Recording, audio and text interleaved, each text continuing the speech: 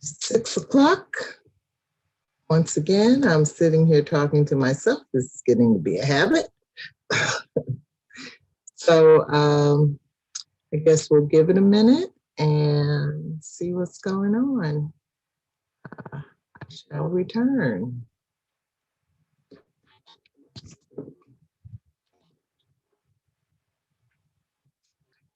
Find.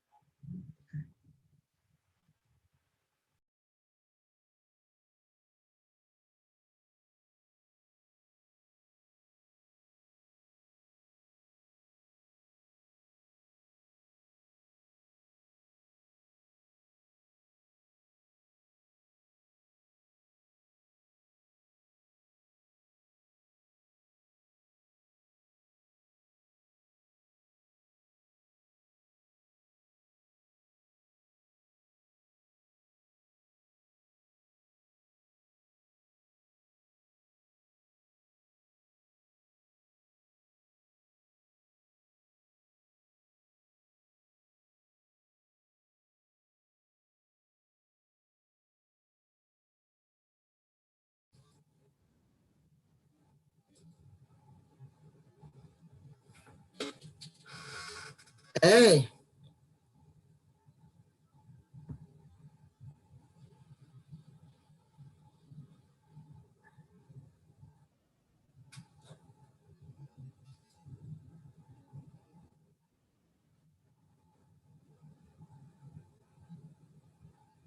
Can you hear me, Venita? I can't hear you.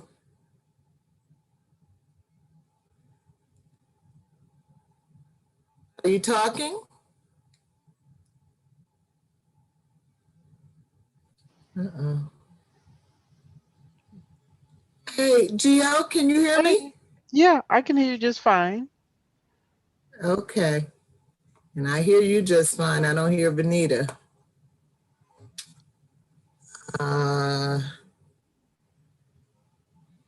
Let me send her a message.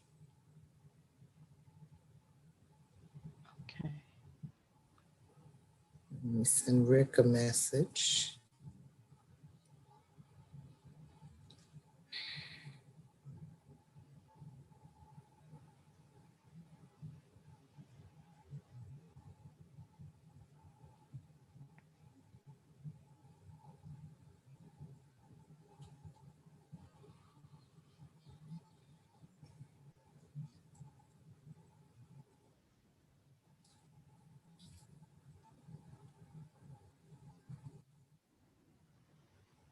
Comes Rick.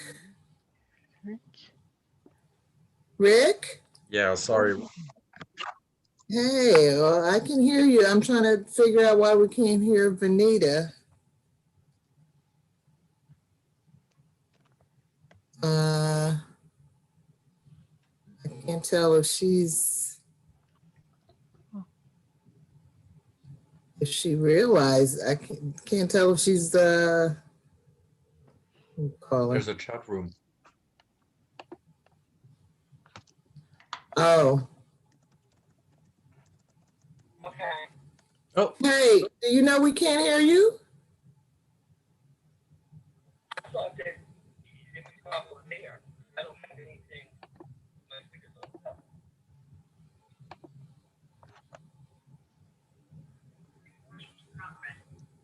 on. Okay. Say something.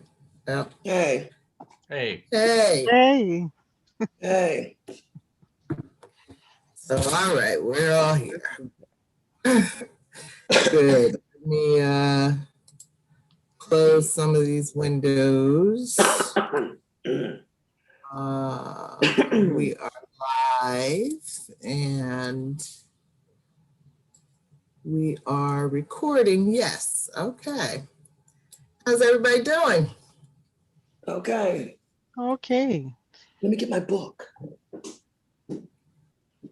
Oh, you know what? I forgot to call my sister-in-law today, so I don't know if she's gonna join us or not, but probably not. So we are not waiting for her. But she was very apologetic about missing us last week because she said she does want to join this group, Cheryl. Anyway, we might as well go ahead and get started. And welcome, welcome, welcome. And welcome to, I saw Georgette, I started to say the Global Black Feminist Reading Circle. But actually, I want to welcome you to Reading for Change, a collective journey. We are reading our second book together. And really what I mean by reading is discussing, because we are doing our reading independently and then coming together on a weekly basis to discuss what we're reading. And I think we have about 14 weeks to go through our current reading, which is Debt, The First 5,000 Years by David Graeber. And we're just on chapter 2. So actually this session runs through July 30th with a couple of breaks in between. You can learn more about Reading for Change. All of our videos are archived on YouTube. The last book we read was called The Coming Plague by Laura Garrett. So all of our discussions about that gruesome topic are there. And we also have a public page called Reading for Change on Facebook, and that's where we post events into that you can watch you can watch live, or you can send us a message if you think you'd like to join the discussions. And what else? Tonight we are on chapter 2 called The Myth of Barter. Next week we're on chapter 3 called Primordial Debts. And my name's Logan Michelle Odom, and I'm located in Brooklyn, New York, and happy to be here. And I am joined by co-host Rick Terry. You want to do your intro? I'm Rick. I'm from Queens, New York. There's nothing to say. Nothing to say. Well, you could welcome everybody.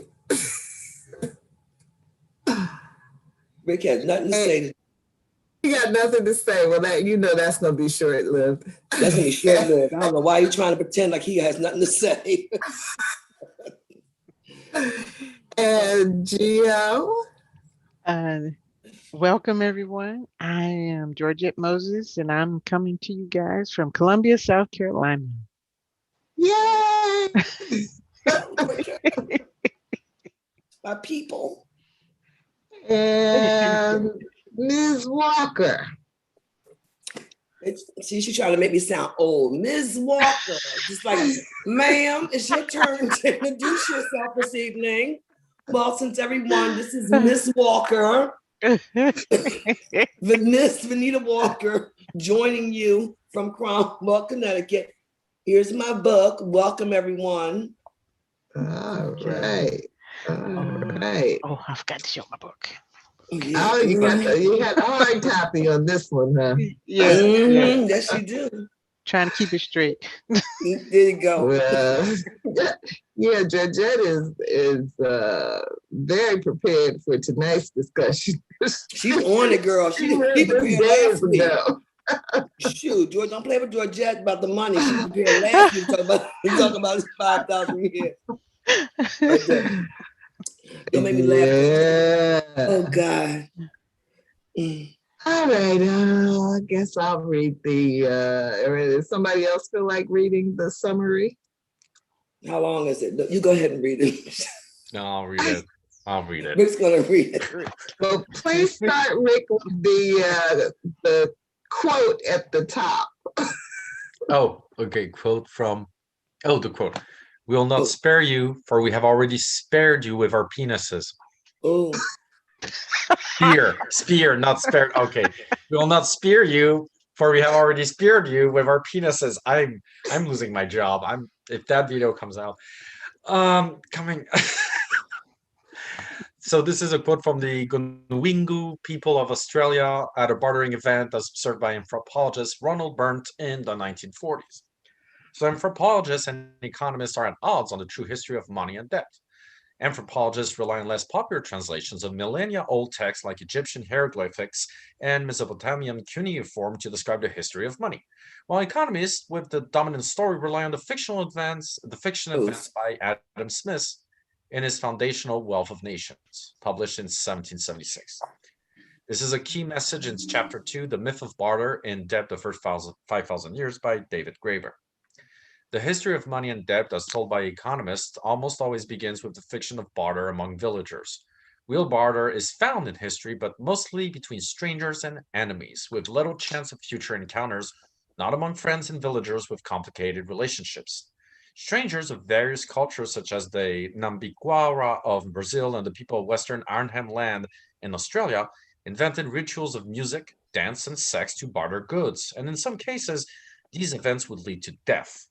Moreover, the practice of barter is not as old as conventional thinking teaches. Despite repetition of the myth of widespread barter among friends and villagers by economists, Graeber argues the real history of money is one of credit, coins, and barter in that order. Thank you. Okay, where to begin? Did I highlight? Yeah. Well, I'll start with question 6. Of course. It seems truth is usually not popular among human beings. Graeber suggests this is the situation with the story of money and myth of barter. What insights do you have on why so many in our species would rather swallow a myth even when truth is readily available and easy to see? What difference does it make which came first, barter or credit? What do you expect would happen if economists suddenly changed their tune and tossed Adam Smith's fictitious story on barter to the curb?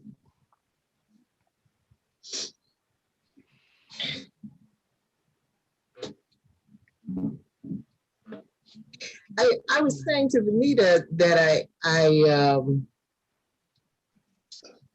his style is different, but his essential message that so much of what we believe and so much of how our lives are guided really comes out of mythology. And in that he reminds me of this other writer, Harari, that we like a lot, the guy who wrote *Sapiens*. So this thing about the myth of barter just struck me as another. So Harari writes about how everything really is the idea that we have human rights, just everything. It comes out of this myth making, which is understandable. I mean, ancient people find themselves in this complex, mysterious space and need to try to make some kind of sense out of it. What's mysterious to me is why, when we know better, we don't do better. So in this case, if archaeologists have proven that the idea that money began with barter is a myth, then why don't economists take that knowledge and change their story, bring their story more in line with reality? But it just seems like no matter what century we're in, it's always easier to believe a story, a myth, than to work with whatever the truth is. So that's kind of the essence of what I'm trying to get at in this question, you know. I personally think Graeber is kind of weak there for one reason. As an anthropologist, he doesn't notice it's not a myth originally. Originally, Adam Smith is a student of David Hume, who himself read Hobbes, Spinoza. Rousseau is a friend of Hume, and they all have one thing in common, whether it's Hobbes, not Spinoza, but Hobbes, Hume, Rousseau, they all talk about the state of nature, which they recognize as a fiction explicitly in their books, including Adam Smith. It's a fiction, it's a fictional mental experiment. What would be the world like without laws, without money, without rules? And they come up and say, well, for Hobbes, men would be a wolf to men. People would kill each other. So we need a social contract where we give our power to kill to a tyrant. The Leviathan becomes the king. There you go, the origin of government. Rousseau says, no, animals are not like that. We would have run away from people trying to hurt us. Instead of fighting for food, we would have tried to find something else to eat, like there's no honor. But it starts when an animal has the idea of property. This is mine. If you want it, you need to exchange with me under a relationship of power. And there's Adam Smith. And Adam Smith doesn't start with, it started like that, but says, what would be a world without money? Well, we would have to rely on barter because we wouldn't have a common measurement of what we're giving to each other, of the value. So it's never told like that. Now, the problem is that these theories verified themselves really well in the Western world because they're verifying what subconsciously you believe must happen without rules. We will kill each other. That's not sure. But, Hobbes has this tendency, because he was in the Civil War in England. So it was like, well, without government, civil war. Rousseau was in Switzerland where people were citizens. No, it's not true. We can work together. So, but they were aware of that. What really is the problem is that when the West started colonizing and was colonizing at that time already, but Africa and other nations, they considered that people were regressed, savages. Therefore, they couldn't have money like us. So their economy was barter. We didn't try to understand what anthropologists saw, that it was not about exchanging goods in terms of value like we think of goods. The real problem is we think of resources as having value to me, not to you. It's not like that. It works in the village. Food has value to all, so we share. There's no such thing as my value against yours. And this is the thing I think that Graeber misses. It's that it was put forth as a philosophical experiment and the imperialism did the rest. Like, well, if the experiment is verified at the highest level of civilization, quote unquote, that means it's true. That means that everything else is below us historically and mentally. So you see how Adam Smith justified colonization also and slavery, because people who don't have understanding of property are objects, because the West saw the subject as me, mine. So sorry, I'll stop. Thank you.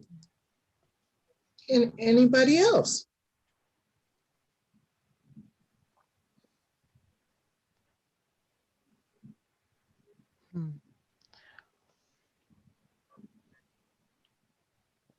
Just one thing about why do people do believe in the myth, the people who didn't study that. Because we're verifying it. It's easy to believe in something that justifies your way of life. You're confusing the cause and effect. Money is not the cause of your way of life, it's the effect. But because you're explaining my world through something that I can understand really easily. Like if it's self-evident to me, it must be natural. You see what I mean? It can't be artificial because everybody agrees we need money. So it's a knowledge preceding culture. If you don't have that, you're subculture. You can't count. You can't math. And look how Asian people are seen as highly mathematically gifted, which is not true. It's just education. And Africans aren't. Why? Because in Africa, they weren't selling goods. They were, but not under the format that the West thought was, you quantify things, you cut things down. This is yours. This is yours. It's strange how, the way they perceive the world, I think it's self-justification. Like the American dream is a myth too. We all know it. And everybody must know it. Come on. Deep down inside. The word American dream. You need to be sleeping, But well, there's a lot of folks sleep because they're out there but constantly trying to obtain it. But I think that's good for them, because they want that. They want to be asleep. That's what I'm saying. Yeah. Wow. Gio, were you going to say something on this question? Oh, well, Rick kind of covered the stuff. It was mostly, based on, the opinion of the so-called experts who are defining history through their own lens. And it's often racial and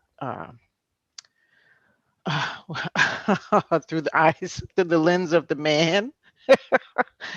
And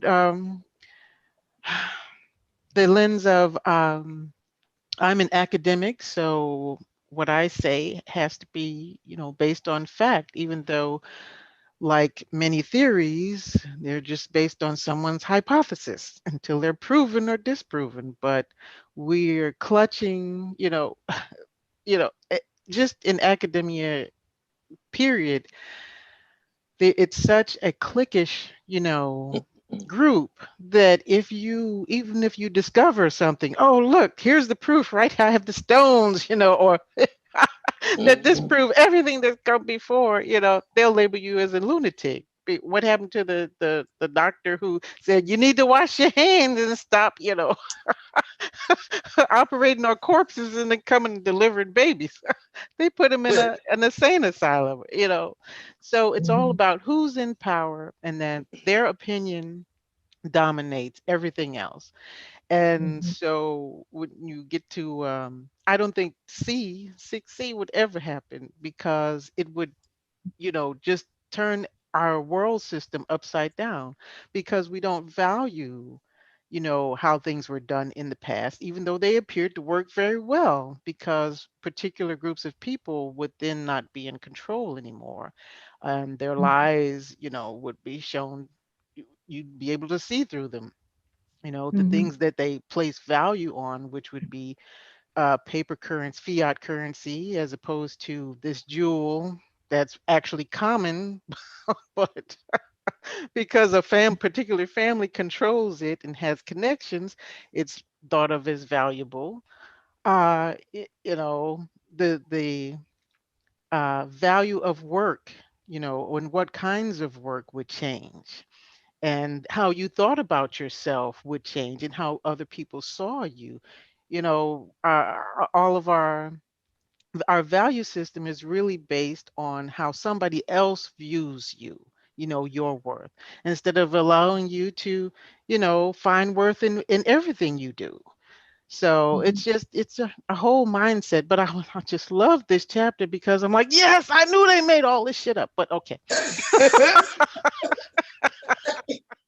But to your point, Gio, about academics, I read a book a long time about Thomas Kuhn's Structure of Scientific Revolutions. And there's a fact in science that people don't point out, and he was the first to really point out. They can't accept new truths because, wait, no. Okay, I've studied 12, 13, 15 years, whatever. This is my job.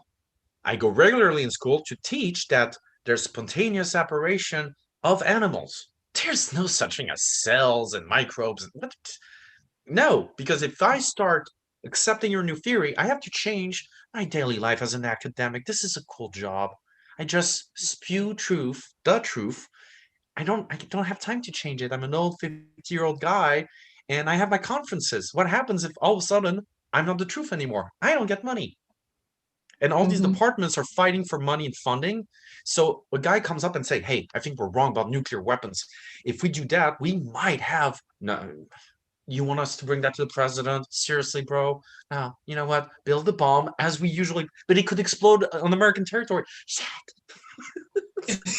It's bureaucracy. People forget how concrete science can be and stupid and mediocre. Also, Right. We all think about Newton and Einstein. We forget that for each Newton, Einstein, or Descartes, we have a million idiots in lab coats thinking they own the truth just because they replicate experiments from geniuses. Yeah. Yeah. Mhm. Venita? Truth? Truth or dare? I believe folks who have a nervous breakdown. It goes back to us reading the book Cast. Somebody has to be at the bottom. So if the truth is out there, kind of neutralizes the playing ground. And these folks will go off the chain. Okay? They don't want to be equal to you, stand by you. All humans have the same right. Somebody has to be at the top to make themselves feel better while the rest are at the bottom. So they would just freak the hell out. Any change in any theory, any thought. That's why it's easy for people to believe scholars, which I told you before that I just can only take them for a few minutes. I know tell me what you know. Okay, now go sit over there.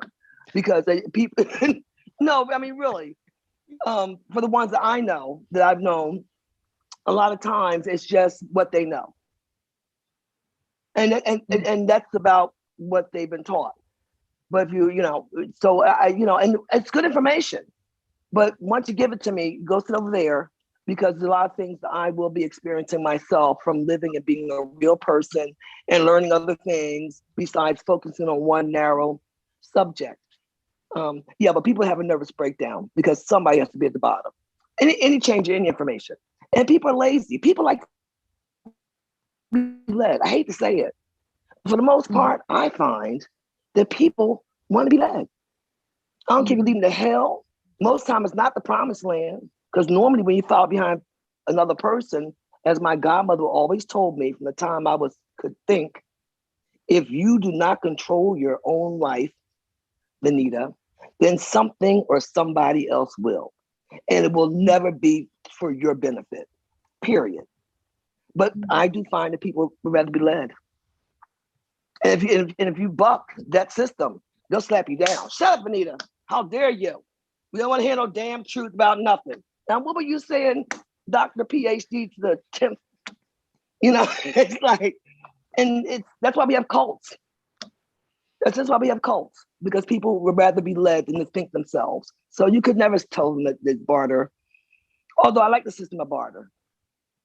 Personally, my husband has bartered. Usually you barter one thing with equal value to another. So in other words, if he's going to barter because of his profession, he'll barter with a carpenter. He's an electrical contractor and has an engineering degree. So he would barter with a carpenter, or he would borrow with a plumber. He would borrow with a craftsman. He wouldn't borrow with a jeweler for a diamond ring. He wouldn't barter with a grocery store for a crate of vegetables. Well, I don't know about that, because I like my fruit and stuff. Notice what you're saying is very interesting. In this chapter, in the ancient times, barter was between enemies. In the time of money, fiat money, ultra division, this kind of economy based on credit, on money, actually, barter becomes a thing between friends. It's odd. Well, originally it was between enemies, friends in the sense that they have solidarity because they're part of the same industry, Oh, you always have crooks, but they know they're not enemies. They want each other to work together because they need each other. Whereas in ancient times, it was different nations meeting and like, let's prove we have bigger things than they have, and then they give us their big things. That is a big difference. How history goes. That's a big difference. Yeah, although they do have bartering clubs where actually you don't know the people. It's true. However, we've never done that. It's just been among friends in the field and, People of trust, because barter is prohibited. in industries that are regulated. So you trust, like plumbers, you trust the plumber's not going to report you to the whatever department is in charge of that in America or in the state. You know, it's like that's why I'm not saying that about your husband. The mob was possible in New Jersey. Well, yeah, but you know something There's a too. favor, you know? There's no tally that's taken Exactly. either when he barters. It's like, yeah. you know, you'll call me, something's going on, I'll take care of you. There's no time constraints or if you're going to return that favor. It's just assumed that when I call you, you'll be there, for me. Right. And that's what I mean, you know, by barter, but it still was in the same discipline. It's a cool thing. Thank you. I don't know what this question is, but the picture is dramatic. Gio, why don't you read question 7, please? I was just looking at that picture. One of the many dramatic pictures I see you found for this. You know what? I'm looking at the lady down there on the left-hand side, my left. Those war paintings are horrible. No, I'm kidding. Yeah, she must have been getting some good, The clueless guy. some good for her bartering Good services. trade going on. It must be good trade going on for that barter service right there, girl, because she went in. Okay. They have sex like they have battle in ancient times. Incredible people. Only Michelle. So like, I know. I mean, we're reading this book about debt and economics. I was not expecting to be having this conversation on sex. Is a lot. Here we are. Sex has a lot to do with money from the start. yeah. It makes sense. Yeah, but it does make a lot of sense. It makes a whole lot of sense. That's why they cut the barter thing out, the myth of barter. You know, hey, Jenny, how are you? I'm doing fine. I'm not pregnant. It's yours. No. You owe me. And they're okay with it. No. But they were okay with it. I had to give them their props. I had to give them their props. Everyone was in agreement. All participants. Well, let you read the question. Let you read the question. Okay, then we get back to this discussion. Okay. So question number 7. Having explored the founding myth of economics, barter, Graeber explains the key problem with the myth is the idea that barter took place widely among savages or villagers. Ordinarily, it takes place between strangers, even enemies. As examples, he shares the cultural practices of the Nambiquara of Brazil and the Gunwigu of Australia. The Nambiquara held festivals of trade among strangers and near enemies that included warlike negotiations, song, dance, good cheer, seduction, and occasional death. The Gunwigu trade rituals among strangers also include music, but their deals are sweetened with sex. Among the Nambiquara, if one side later decided they had been taken advantage of, it could very easily lead to actual wars. 7A. What's your reaction to the cultural practices of the Nambiquara and the Gunwigu peoples? B. Were you shocked by the orgy-like behavior among married people? Is monogamy a healthy human condition? C. How is sex used as a part of trade practices today? And D, how do you feel and respond when you buy something online or by phone and you see it as less than what you expected? Do you ever want to kill the person who stiffed you? Oh my God. Oh my God. Okay. Red rum. Right. I just want to vent on D for just a second.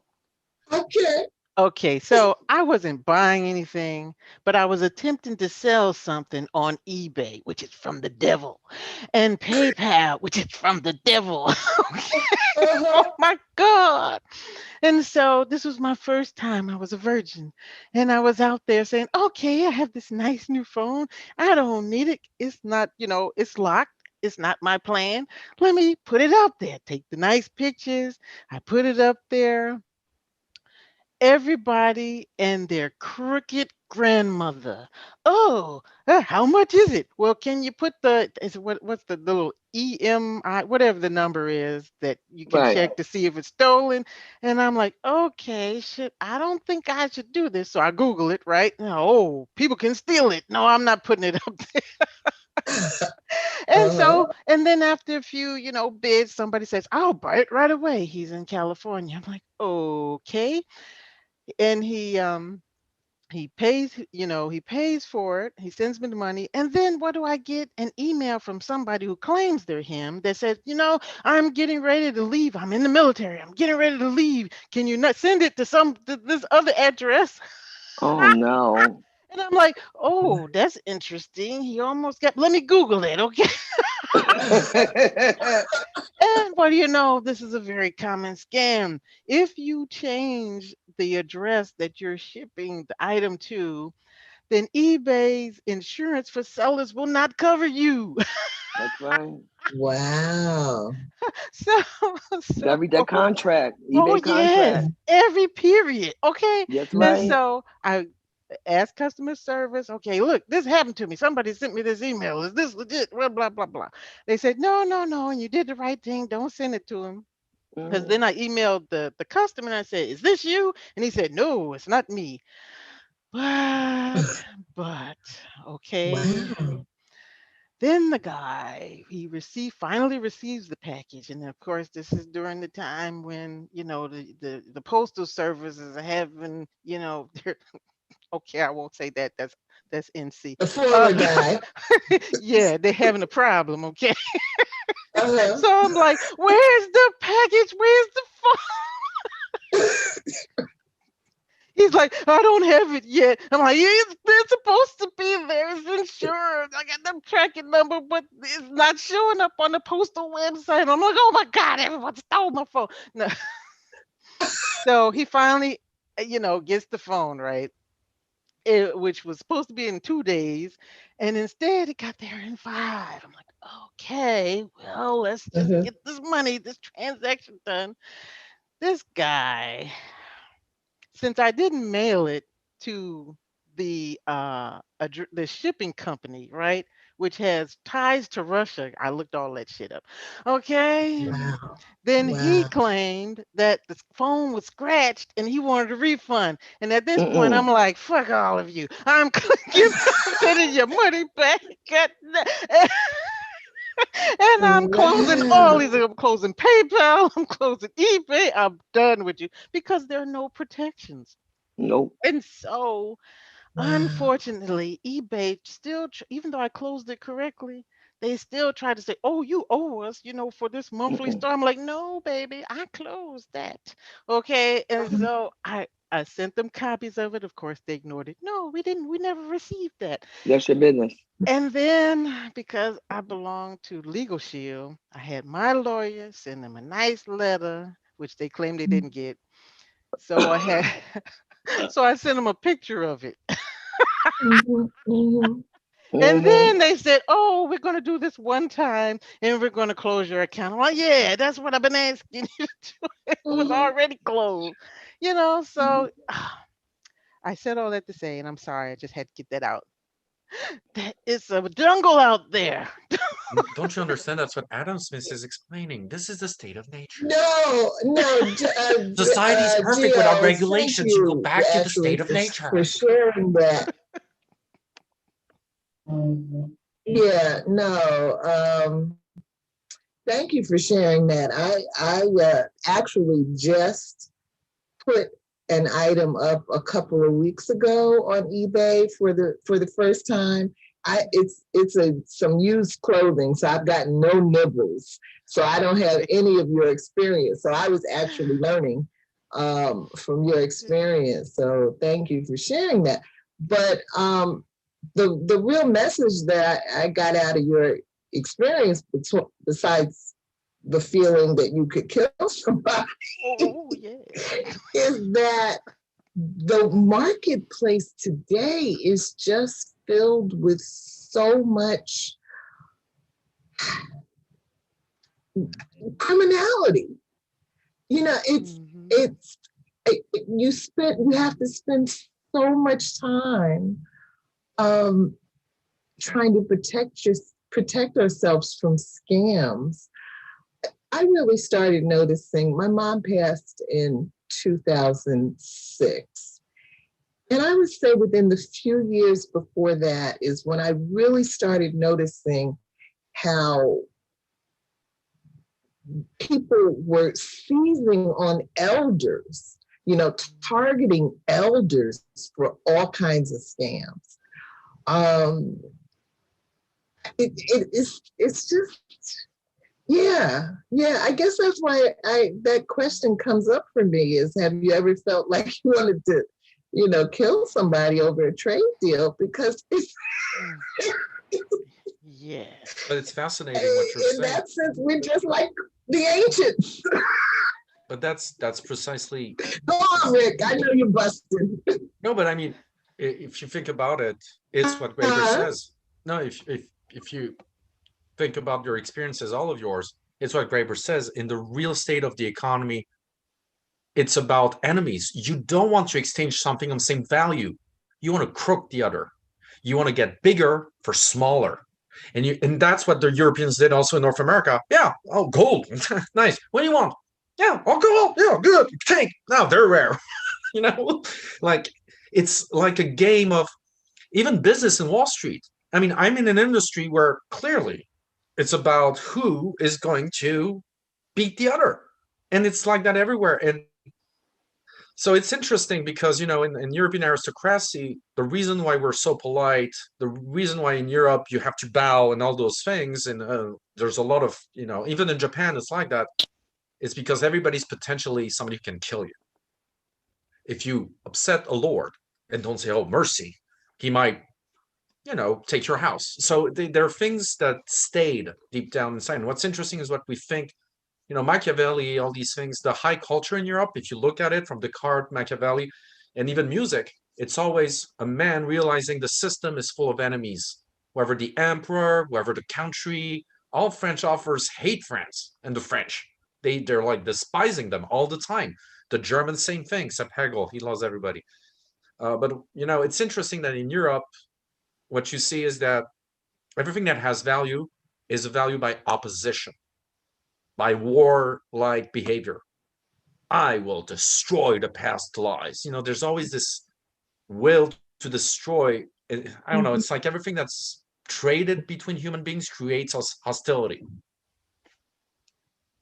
I don't know. It's odd. But I wonder, is it human nature or has it been fostered, nurtured in us? I see that in animals, some of them, like chimpanzees were the closest to them. They are very territorial, and property means, chimpanzees go on rampages to other, clan of chimpanzees, kill the man, rape the female, and kill and eat the children. Why? So that they can take over the females of the territory. So you have this horrible behavior in chimpanzees already. Is it nature? I'm not sure, because I don't know. Humans are not chimpanzees. We're able to imitate other animals. That's my definition of us. Even the Greeks were okay with that. We can become several animals in one. Flying, swimming, learning, whatever. Why do we choose to revert always to our chimpanzee side? And the highest forms of civilization, that's the worst part. Not even like bars. Yeah, we know people get riled up. But in Wall Street, Pentagon, chimpanzees. I always imagine the Pentagon situation with chimpanzees with their hats on. And the Russians having the same chimpanzees. But it's odd. We have this animal behavior at the top.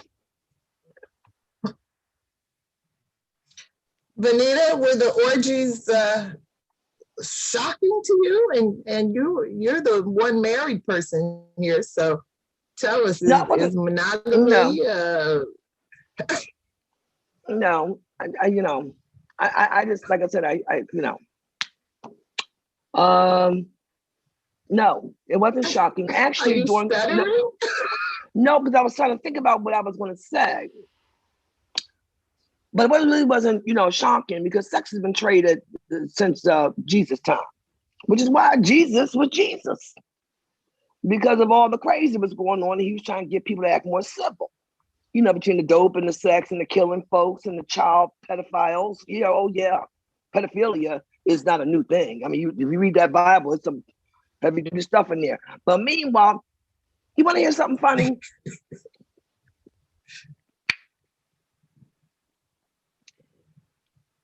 During COVID, they had a orgy convention remember?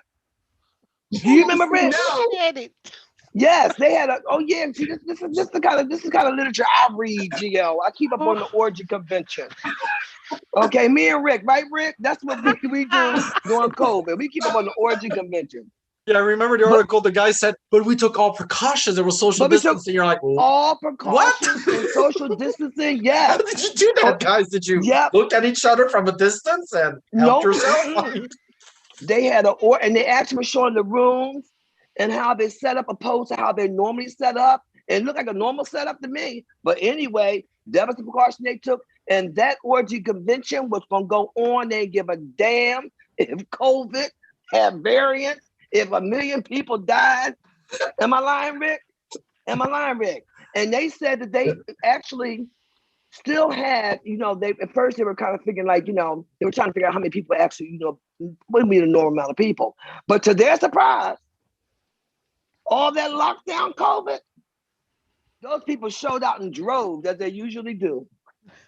Now, I'm sorry, this came to mind when I was looking at, we were talking about the orgies, because that shocked me.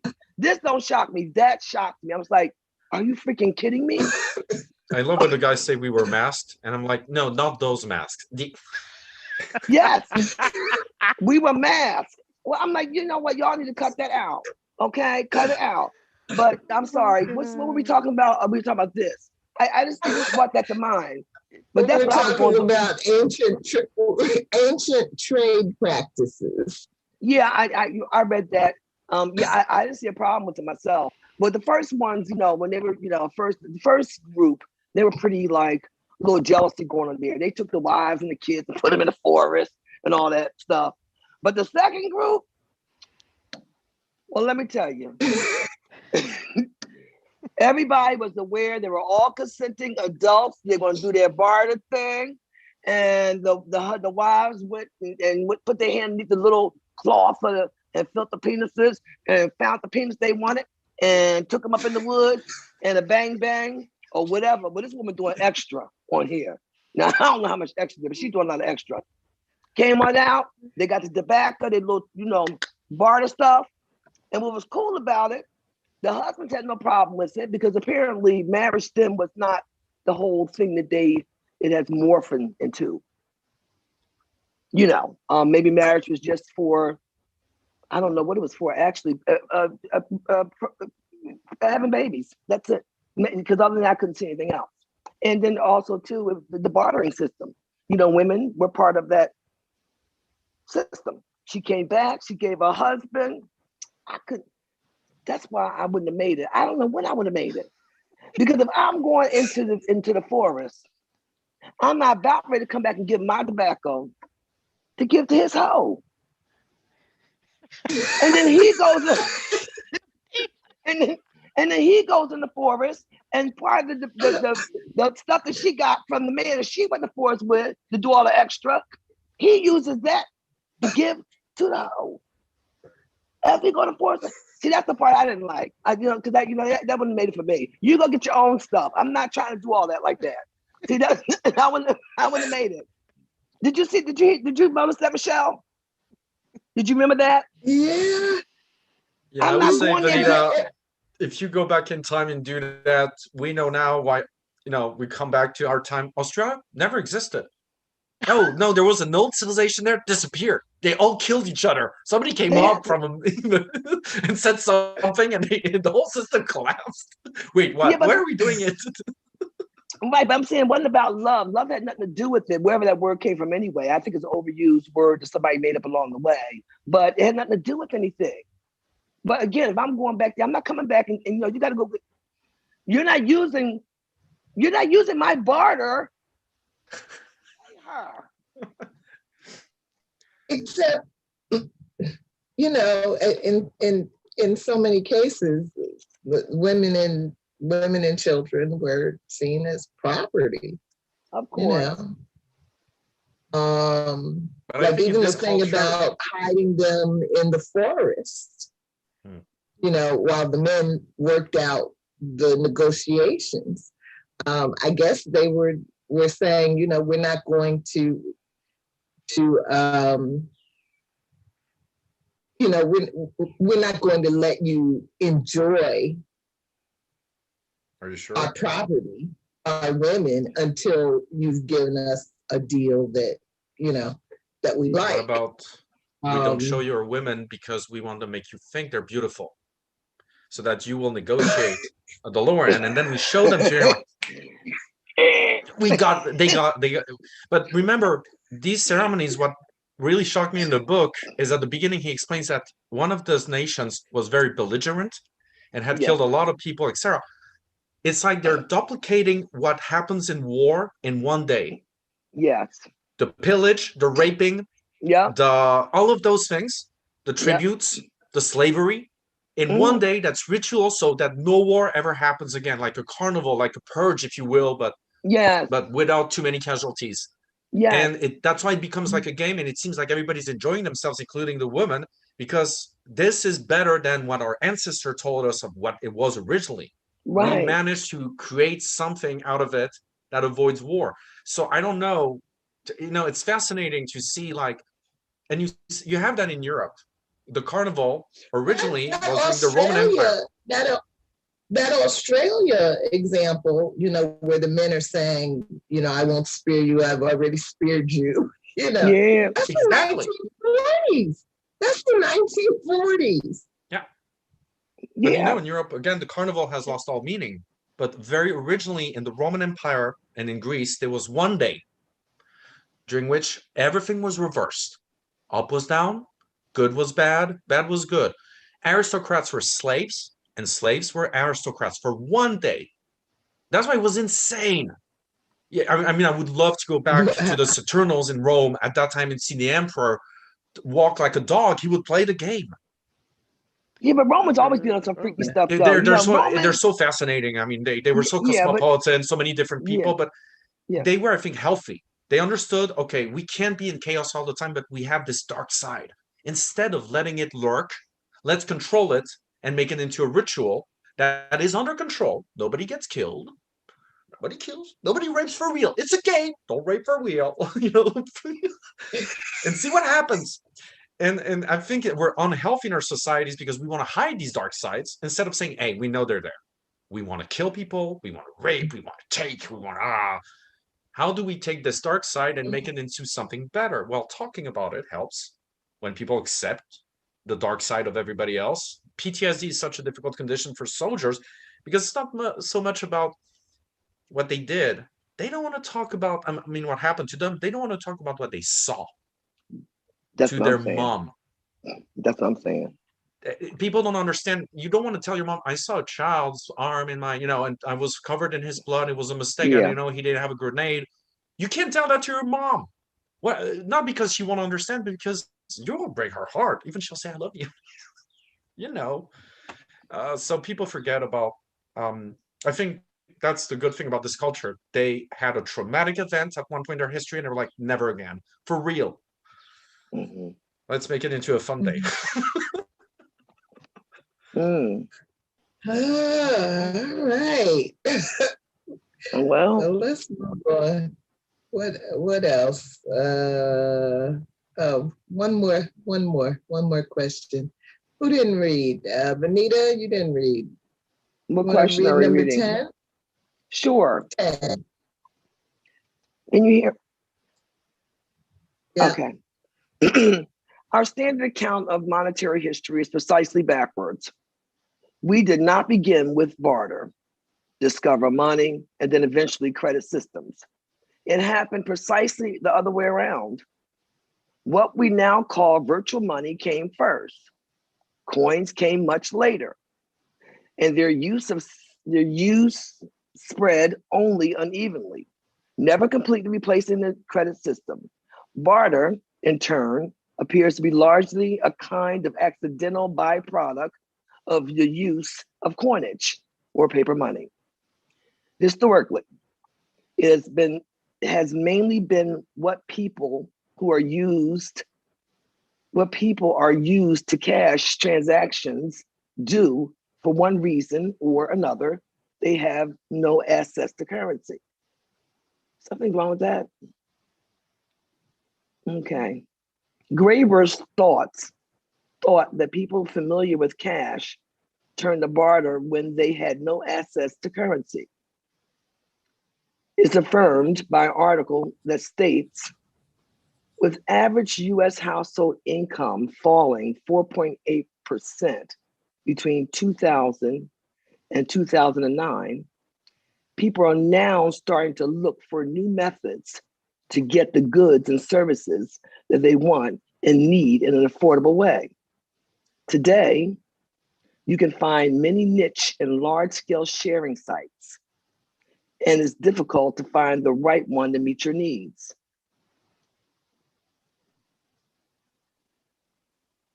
A, do you have any experience using a bartering website? And if so, how did it go? B, would you rather barter to meet your needs or owe a debt to someone else? Please explain why. C, do you have any recollection of bartering among friends as a child? And if so, how did it work? Out. D, what is one thing you would be willing to offer a stranger in exchange for something you want? Well, I'm certainly not going to the forest to do any extra. That's for sure. Okay. All right. Let's be clear about that. That might be fun. See, only Michelle, and it depends on what you're talking about. Are we talking about that chateau, the south of France? Well, then I might be going to the forest. But we're talking about those new shoes from Nordstrom's. I don't think so. I know people who barter Nordstrom shoes for something else. Are you talking about yourself, Rick? You know, that's clear, actually Rick. barter is the way they've hide sugar daddies from being pimps, because they don't give money to right. to the girls. They give them gifts. Oh no, It's barter. no. You're not the 2021 girls though. No, that was back then. Today. Oh no, what I mean by gift is what in France, the prime minister who was convicted for fraud, he got dresses from a friend for 15,000 euros.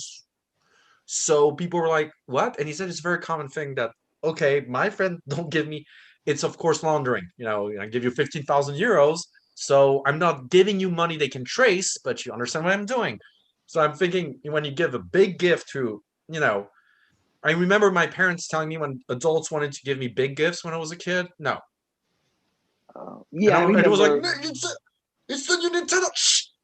Yeah, thank you very much. No, he doesn't need it. And I was like upset. Now I understand why. Thank you, Mom. You saved me from something. You know, it's grooming. But barter is, I mean, I just had, you know, I remember bartering guitars. The whole thing is not the value of the guitar, is how much the other one wants it. That's the thing with barter. It's not the so-called objective value of the object, is I really want that. I know it's not worth as much as what I have, but I don't like what I have. I want what you have. Let's exchange. So it's odd, you know, it's like the value you put into something that makes the exchange. So when people are gullible, you can easily get a lot of good stuff. Just saying. Can easily get it. I remember baseball cards. I got some real good ones. But then I was wondering why he didn't use anything like that as an example in this chapter. You know, because it seems like we all probably have some experience from childhood of bartering stuff. What was a girlfriend? For those that did do that, I never did it because I don't like sharing. my clothing, but girls used to barter clothing. I never did. I can't stand. Don't touch my clothes. Don't touch it. You know, I'm selfish like that. I don't want you in my clothes. I don't want your stuff. I feel my body. But no, girls used to do that. You know, and I mean, I bartered stuff like finger polish, you know, stuff like that. But we bartered all, you know, all the time with girls. You know, we did that kind of stuff. You know, you got a purse, and I don't mind a purse, but it's not the actual clothing.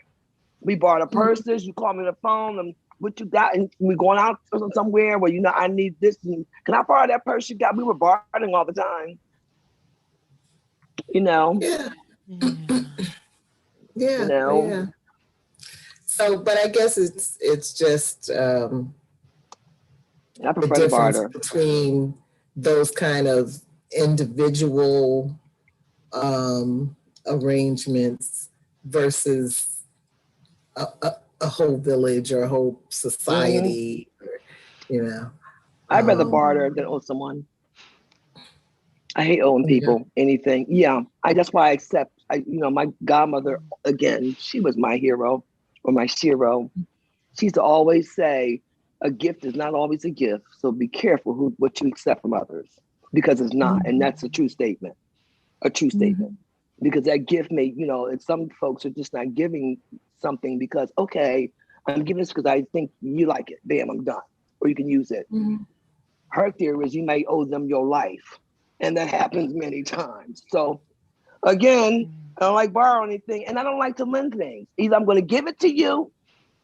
There's another thing. I don't lend, and I don't borrow.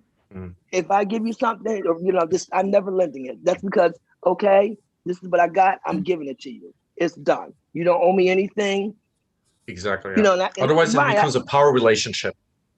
But who thinks I of it, don't though? lend money.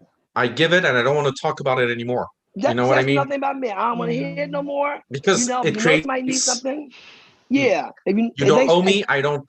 And right. you can stop the relationship right now. Insult me. You know. It don't make a difference. The I'm idea done. would be it did never happen because there's another thing that, like, I remember this episode from The Sopranos where this restaurant guy, the Italian guy, he has problems getting the money and etc. And Tony Soprano needs a place to launder money. So what does he do? He burns down his restaurant, gets the insurance, and builds him a brand new one. Says, we're going to be partners now. This is your gift. I'm going to help your family. You know what it means.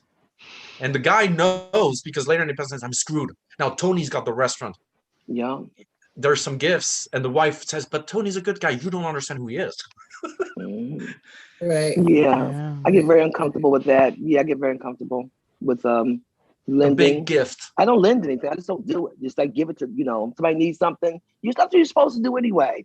You know, if you're lending it, that means you got it anyway. So why not just give it to them? Why are you lending it to them? I'm not trying to be funny, especially when it comes to like money or food or, you know, why are you lending stuff? If you got it, well, you already know, got even it. as a young woman, you know, you may encounter those types of men that if they take you out to dinner, then they've got some kind of expectation in their head that you are offering pussy. When that's been a problem. And that's because why I'm French, and in France, we are educated that we need to open the doors to women. We need to that. Even our mothers, grandmothers, it doesn't matter the sex. It's not about sexuality. It's about a night. It's sexist, sure, but it's not about sex. You know what I mean? And in America, when I do that, girls are like, no, I want to share. You know, I'm like, no, but I'm not saying we're going back to my place after that. I just want, it's fun to give things to people. Oh, you can give me a dinner. You know, you can give me the dinner, Rick. You know, don't worry about it. No, but that's because in America that there's so many men that seem to have this idea that, you know, if they're showing you the slightest human kindness, you are offering your life. That's why so many American women are married to jerks, because those who are obviously jerks are safer than those that are kind. Well, no, I'm gonna be honest with you. I like a gentleman. I like chivalry. I was a tomboy, but when I get pretty, I love chivalry. Matter of fact, we were a husband. Even today, I stand there waiting for him to open the door. If we're going out together, rather be in my own car, to the day, I stand there. I mean, And he automatically knows he got to open the door. I mean, so I like chivalry and nothing too. You need to pay for dinner, and I don't owe you a damn thing. I'll let you know that from the beginning. I owe you nothing. You know what I'm saying? You gotta be glad that you got the opportunity to look in my face for the evening and enjoy my company. So don't I don't owe you nothing. As a matter of fact, you should feel pretty damn grateful because few men get the opportunity. And also remember one thing: the guy offered out, so the person who offers out pays independently from Right. sex. Right. So, however, But when if the you girl look at some of invites these- me, she owes me. When you you look say? at some of these Me Too kind of situations, Oh.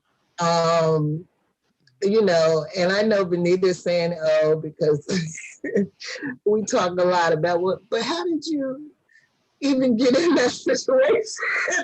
And what did you think was gonna happen at 2 a.m. in the hotel? Michelle, you know, we had that conversation. Yes. And we had that long conversation. And I'm not being judgmental. I'm being a woman. I'm talking from just being a woman. Rick, if I go upstairs to the Waldorf Astoria with you at 12 o'clock at night, I'll be a little scared. I'll be like, "What's going on?" Because is Venita thinking? Because you know, but you know it would be what reversed. I'm just using Oh an my example. god! What is she doing? She's following me to my room. Right. She's trying to do something. If I go up to the hotel room, to man's hotel room at 12 o'clock, midnight, 1 That's for o'clock, work. 2 o'clock, 10 o'clock, anytime for work, I'm going to get a woman handle him. I want the same thing he wants. But if you can meet for work, why can't you meet in the lobby where, you know, when I've been to hotels for business deals at 10 p.m., people are in the lobby in a room you can rent, a conference room. Why You can't don't you do meet that in your tomorrow hotel morning? room? Why would you do that in your hotel room? Why am I meeting you at night period? We have outdoor cafes. We can meet in the morning. I'm a breakfast person because I don't know you like that. So I love breakfast, anything. No, Let's breakfast meet in great. the morning. Breakfast, that way I know don't last that long, so I have to get to leave you sitting there, and I will if I have to. But there's no reason for you to go to a hotel room.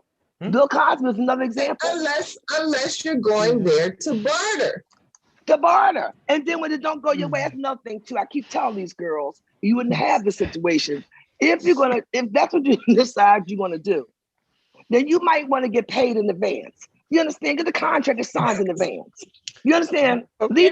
Leave the black card on the nightstand. You can put it in your purse first. But you don't go up there. Then when it goes south, all of a sudden, me too. No, Really? Stormy Daniels, Yeah. she knew. She got a contract first, but she wanted to be on The Apprentice. She didn't get that. But I'm like, was Donald Trump aware that she actually billed $400 an hour in Vegas? What are you talking about?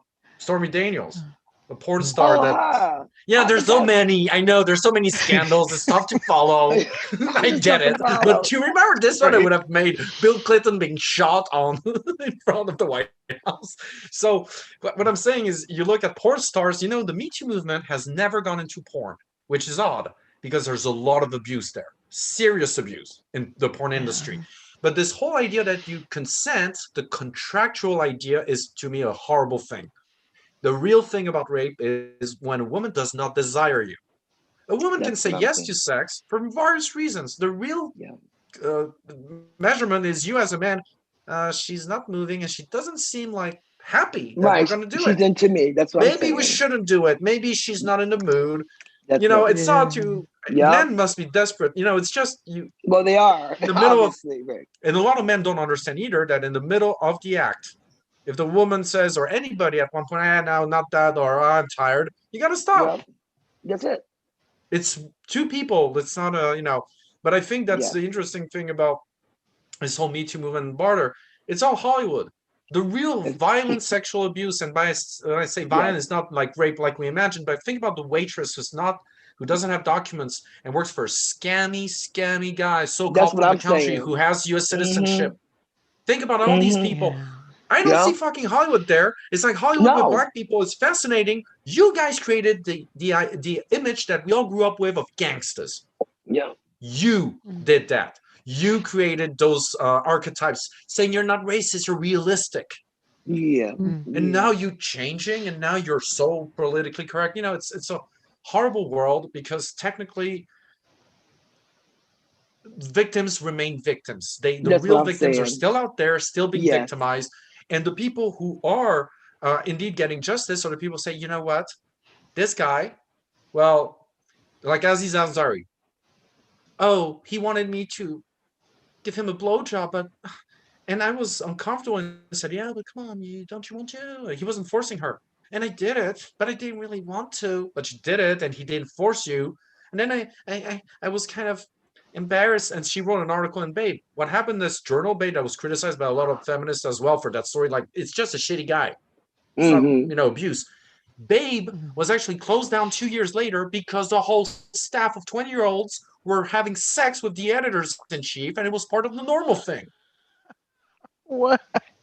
Now I that's can some send you bartering the for you. article. It was by Vanity Fair, The Fall of Babe.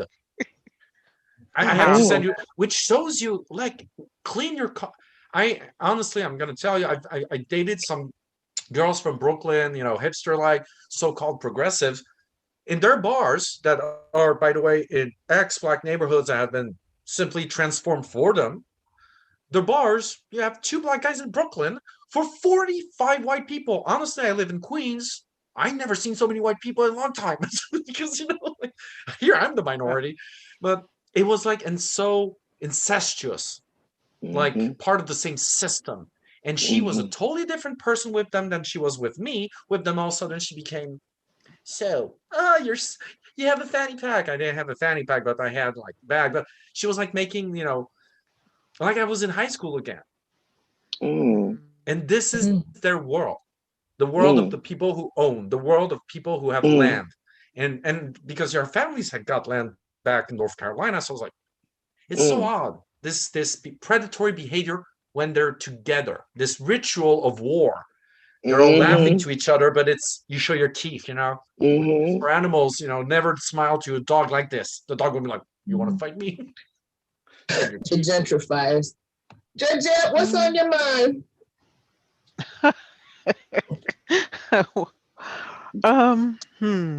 The iPhone, eBay. I'm trying. I got PTSD. I'm trying to get over. I'm saying that's what I'm saying. I know you. I know the Aries. I'm on that iPhone. You got started. Like, um, it's well, it's just that the more we find out about this country and our Mhm. world history, uh, our lives are built on a bunch of bullshit, aren't they? Yes, exactly.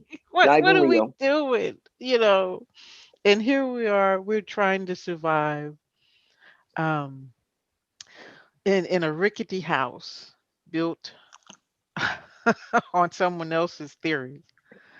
But that's not uh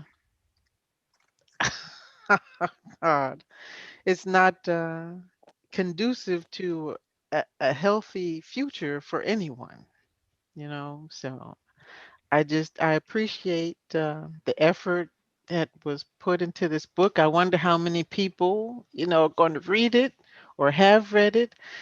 And Hmm. then what will we do with the information, right? One of your questions was, you know, could we change anything having this knowledge? And what would that take?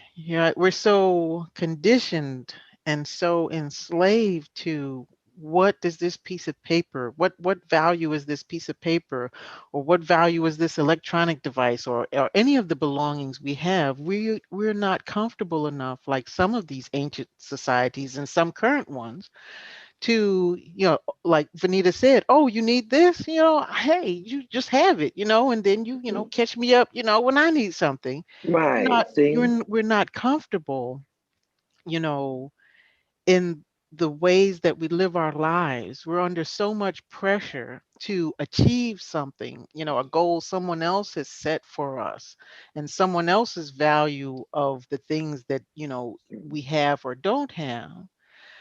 Uh, I don't know how we could change our entire thinking about the world that we live in.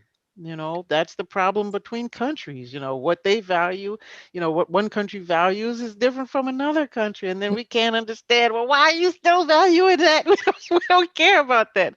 An article I read about Syria, right, and how the people are suffering because Mhm. of the oil underneath their feet.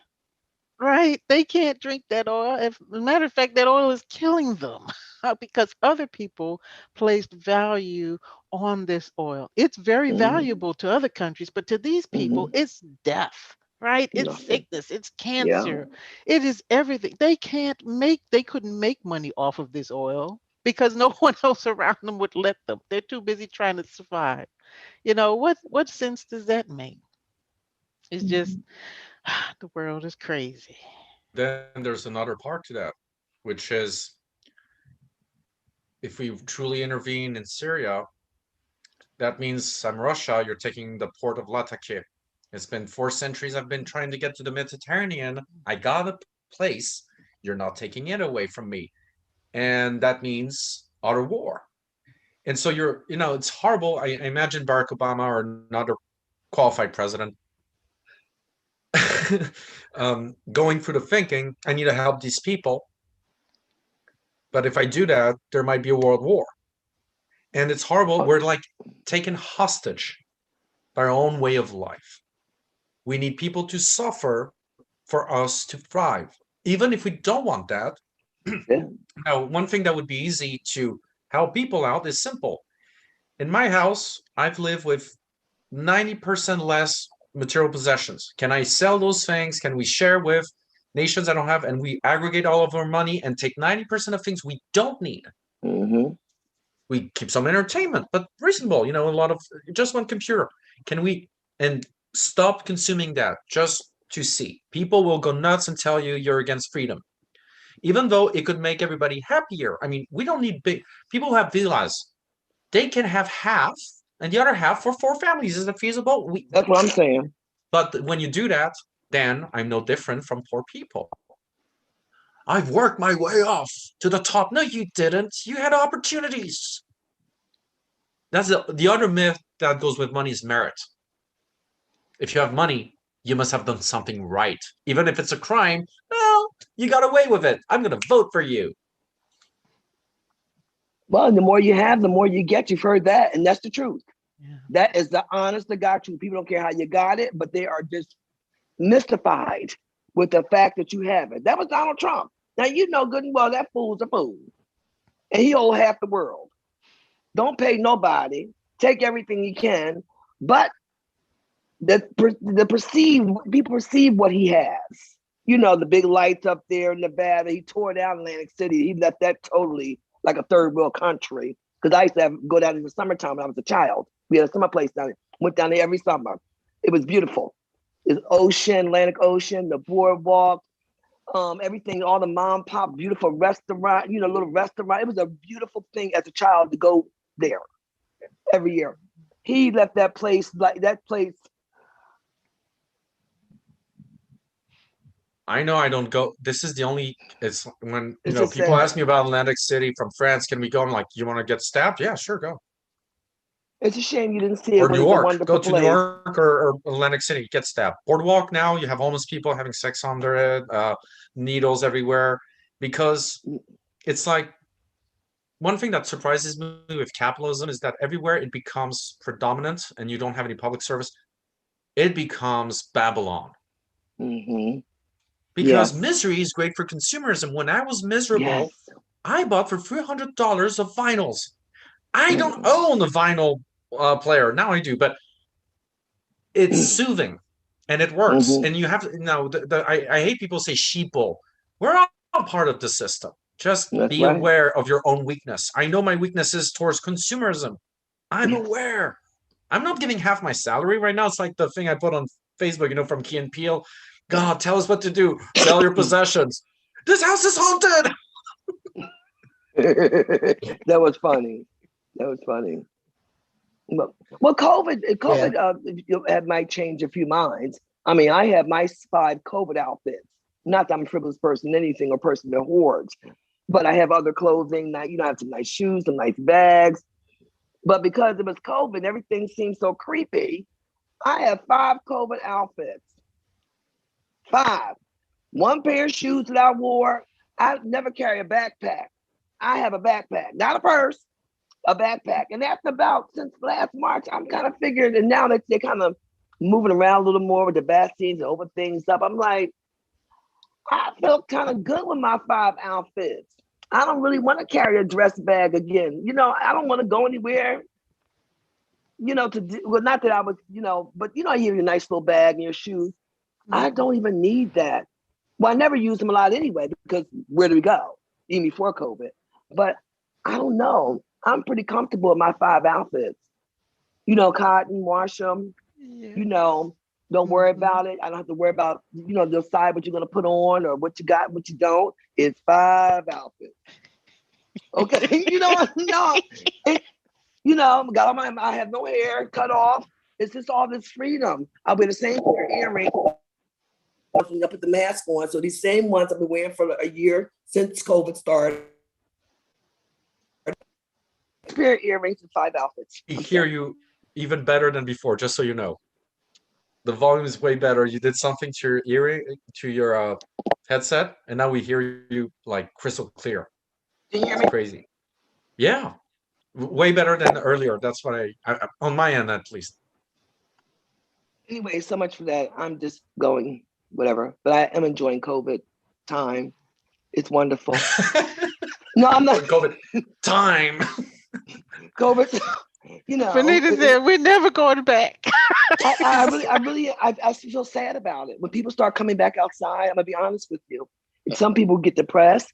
I felt sad. I know where you're going it was next. It was so beautiful when the humans were indoors. You'll really be was. going to the next P4 you can find in America or anywhere in the world. Like, what is this? Is that smallpox? Yeah, No, that's me. should I not take it? She's running away. Mama shop, they put Throw something into right the on street down like- here. Well, no, and I was saying to Venita recently that I wanted to jump through the screen and choke Morning Joe. Oh. The other day, because he's on this kick. So he had a doctor come on and he was asking the doctor, so if people have already been vaccinated, they don't have to wear their mask outside anymore, right? So the doctor was saying, well, you know, not really. And Joe was saying, well, I don't understand why all these people are still wearing their masks. People need to go back to life as normal. And I'm like, Joe, why do you have your panties in a bunch? First of all, when you're walking down the street, you don't know who's been vaccinated and who has not. And, you know, and then I'm thinking about all the things we learned in the plague. It's a whole lot more shit than COVID going on. But people don't understand the difference between, it's insane because they don't understand the difference between your immune system being prepared and your body still being a host. The virus is still there. Maybe we don't know. We know Pfizer seems to prevent contagion. We're not sure about the others. The thing is that it's so odd how everybody's an expert, and when you ask them simple questions about how it works, they can't. And when you detail it for them, they get really angry. They do. It's so strange. So, but no, I mean, I can tell you that we have on our radar 12 other major diseases in the rainforest we identified in Russia that are strange, and we're like, yeah, should we tell them? And in the past, it was like, we are going to do a report. I remember other epidemiologists were working like that. And I was like, what will it change? If we tell them Ebola is airborne, instead of running and cower and stay home and not approach anybody and pray to God that the air is tight in their apartment, people will ask if they can go to the gym. Sure. Yeah, I think Americans have demonstrated that not just Americans, the British, we can't handle the Israelis, the Germans. The Germans. Look at the 1 million people who demonstrated. The French have contagion despite everything being closed. Why? Because the French government's stupid. In France, we don't have enough money regardless. Apartments are expensive, we're not paying enough, and we're not getting raised. So what do? We party in our very small apartments. I remember those parties, and not even barely my room, 50 people drinking wine, being like, 4 hours. Well, that's what they did. Guess what? then people are moronic. I have friends said, I only, hang out with my family. Okay. Where's your family? My mother's in this neighborhood. Okay. So you take the subway to go there. Yes, but I wear a mask. You do realize it doesn't make sense. When we saw, and that's the thing about language. When scientists say you need to stay with people from your household, they're stupid. They think household means family. No, there are no exceptions. And also, I went to church just once. It's not about, it's like AIDS. Oh, but I just once without a condom. It's Right. Yeah. Yeah. No, we have really revealed some real. I mean, I think, and I hate to say this because I have spent my life believing that the truth will set you free. You sure do believe that? But I tell you, this coronavirus experience, just makes me. I don't know. It's not just coronavirus; it's all the other kind of stuff that's going on. And, in terms of this myth, this business of living by myth, there's a lot. This stop the steal bullshit is still going on. They're about to have a new recount of the election result in Arizona. Are you kidding? I didn't hear that. The Republicans got an audit. But here's the thing that Republicans do really well. They're not telling the public that any party in Arizona can ask for that. It's just they don't see the purpose. Because if you're not going to win, why would you recount? Or why would you audit the? But the Republicans don't care about truth. They say, look, because they want some judges are okay with us. They want to keep the myth going, and it's very upsetting because money's pouring in. They got so much money after. They got more money after November 3rd, $95 million, of course, through a scam. We all heard about the repeat payments. But still, $95 million, a real treasure chest. So Republicans don't care that Trump is horrible and that they said, oh, they almost killed us. No. It's $95 million in 3 months after they lost. They're getting rewarded even when they lose. That's it. Because this is the best business model in the universe. Myth, aka lies, work for people. I mean, to look at another people and say, well, they look like slaves to me, and to create a whole, industry and pseudoscience around it. Nobody really cared what the truth was. And that's why it's so troublesome to me to see that we're still in that place where people can just blatantly lie and you still get airtime. It doesn't seem to turn many people off. They're attacking voting rights across the country. Now they've come out with these anti-protest legislation where in certain states they're now passing laws where you can mow a human being down with your vehicle. If you feel threatened. But it's still, creating laws based on feeling is insane to me. You know what I mean? Yeah, but it is insane. It is insane. I feel, with all the things that are going on, I live in a 99.9% Caucasian neighborhood. Oh, I think we do have a family from Mexico down the street. Or they're legal? No, sorry, bad reflex. But no, years ago they thought that. Is it legal? Yeah. No, I can feel threatened every day of my life living in this time. So when I back up my garage and one of my neighbors, which I don't really do them, but I say hi from a distance, come up to me and say hi, I could be just paranoid and run over them. I mean, if you look at all the things that are going on, I know couldn't. Oh no, I can't. No. These laws are meant for. Sorry. No. They're meant. Well, no. Forget what I was saying. We know what you're gonna say. No, they would. It's we like know, Rick, this is a privilege for white people. no, but I know because we when know that. marijuana was illegal, I could smoke in front of cops, and cops were like, "Hey, don't do that here." Oh, okay. Right, you didn't get beat up. I know that's insane. You didn't get arrested. You didn't get put in prison. You didn't have your life ruined. Well, when we grew up, even being black in the black area, people smoked marijuana, and before they start privatizing prisons, people weren't arrested for marijuana. Yeah. I mean, think about that. I ain't never heard nobody arrested for no damn marijuana. If you're smoking marijuana, the cop come by, he be like, you know what? Y'all need to clear this corner off here, because you know what I'm saying. Really, because there's too many of y'all and smoke going up people, and then lady down the street got a baby up in there, and the window open because it's hot, and the smoke going in the lady window, and she ain't said nothing yet, but she will. So take it to another corner. Yeah. But I never heard when we grew up, no, take it to another corner. I've heard cops say, please take it over, take it to the next corner, because made up niggas had their baby up there. Yeah. But I've never heard anybody, when I grew up, in arrested for marijuana. Did you ever hear anybody be arrested for marijuana? Did you ever hear that, Michelle? Everybody from my generation was. But until they invented a new problem because crack was going down. Actually, people forget that the crack crisis wasn't over by the mid-90s. It was already going down considerably, not because of welfare policies, but they were all dead.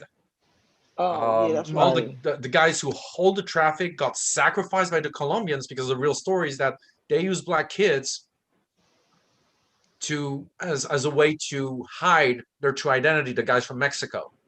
There's a great show about that, Snowfall, right now, about how a kid who wasn't into crack got the whole thing running from the Colombians and the Mexicans. And the Americans, of course. He talks a lot to secret services, not the cops. Mm-hmm. So what I'm saying is that in America, when that crack crisis was going down, we need a new problem.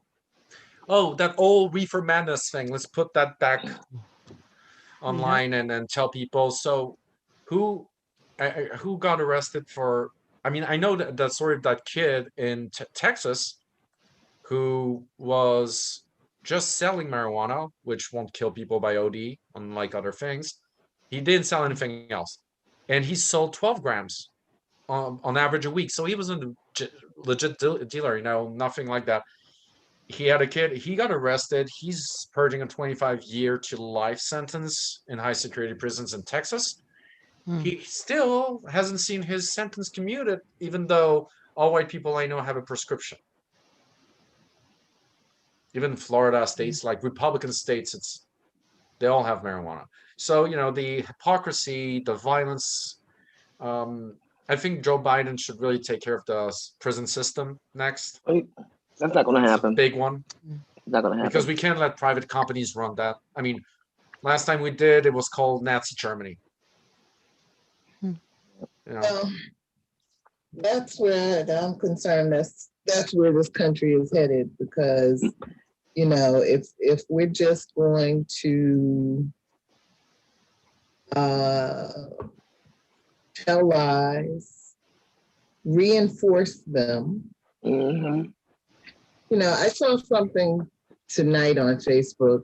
I think it said that the Justice Department is now saying that an additional 100 people are going to be charged in the January 6th event, bringing the total to about 500. But we saw thousands and thousands and thousands of people out there on January 6th. Do all the white people look alike? Well, to the FBI, to the FBI. Now, see, Rick, this is why white people don't like you. That's why. It's rough sometimes. It was just one big stream of whiteness. How do you identify? They all have. I can't differentiate the guy who has his cross eyes and the other one. And they don't have thumbs. All of them. They don't have thumbs. So they all look the same. The Viking, you cannot identify this guy. No, but apparently Donald Trump, he escaped impeachment.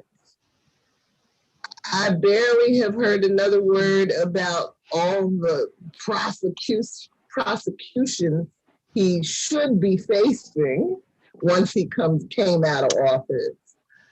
We barely heard another word about the participants in January 6th. And, it clearly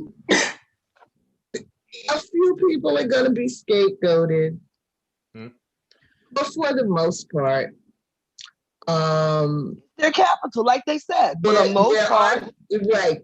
Right. Nobody's there's not gonna really be any consequence. No. But we are slipping ever so speedily into a Nazi Germany type situation. The myth that this was not a coup. This was this was just an accident. America cannot fall. How come they knew where Representative Clyburn's office was? How come the panic buttons had been removed the day before? Wait a second. Any Secret Service who knows somebody from inside helped. And you know what? They know, but here's the thing. You would destroy the myth. And even Democrats know that might be a bad thing. And think about, how could you destroy the myth? How could you do that? Mueller, for example, it's what we call holy lies. Mueller knows Trump was involved with the Russians. But you know what's part of the plan of the Russians too? That we discovered it and created a huge institutional crisis in America. Even a civil war, potentially. So Mueller, as others, hid the fact, didn't acknowledge it, didn't touch. Why? Because they wanted to preserve America's myth and tell Russians, we're not going to destroy you're not going to use your psychological warfare against us. The problem with all of that is that truth is indeed no longer possible because we all are participating in the lie. And this is the problem, is that we're not trusting each other enough to barter, Michelle, to your point. So that's why we can't unify politically. And this summer, all white people, I hated this image of white people say, we acknowledge our privilege. That's easy. Oh, Lord. Don't acknowledge your privilege. Give up your power. Oh, you can't that. Because it's easy. Privilege was given to me by somebody else. I didn't want to oppress people. I'm a good person. These guys disgust me. I hate these guys. And on the other side, you had black students demonstrating. They weren't made, interviewed enough. They were talking about social contract, philosophy, economics. Wait, no, that's not the image we want of them. Film that guy. He's stealing some shit. Right. I'm just done. People say, oh, when they convicted Derek Chauvin, this is a big day for America. No, it's not. It's not, because that's what I said. They said this is a one-time thing. I'm sure this is the thing. This is a one-time thing. That's fine. Because look what they said about the kid who got shot. Yeah, but he did have a gun at one point. He had his hands up and he's hurt. Ooh. And the kid, she had a knife. Back up. Call an ambulance. Use darts. We use darts for animals. I'm sorry, but if somebody's crazy, why are we done? Done. Go to the hospital. Let's see psychiatric evaluation. In France, they do that. Really? And everybody, when somebody's suicidal, there's a famous image of a guy who was about to shoot himself. They got the order from the police officer, the snipers, shoot the shoulder. They shot him in the shoulder to incapacitate him, and the wife thanked them, even though the guy was bleeding, because they saved his life. It's authorized in France to sometimes use original fashion, not to kill. And homeless people, we have our own dedicated unit called SAMU.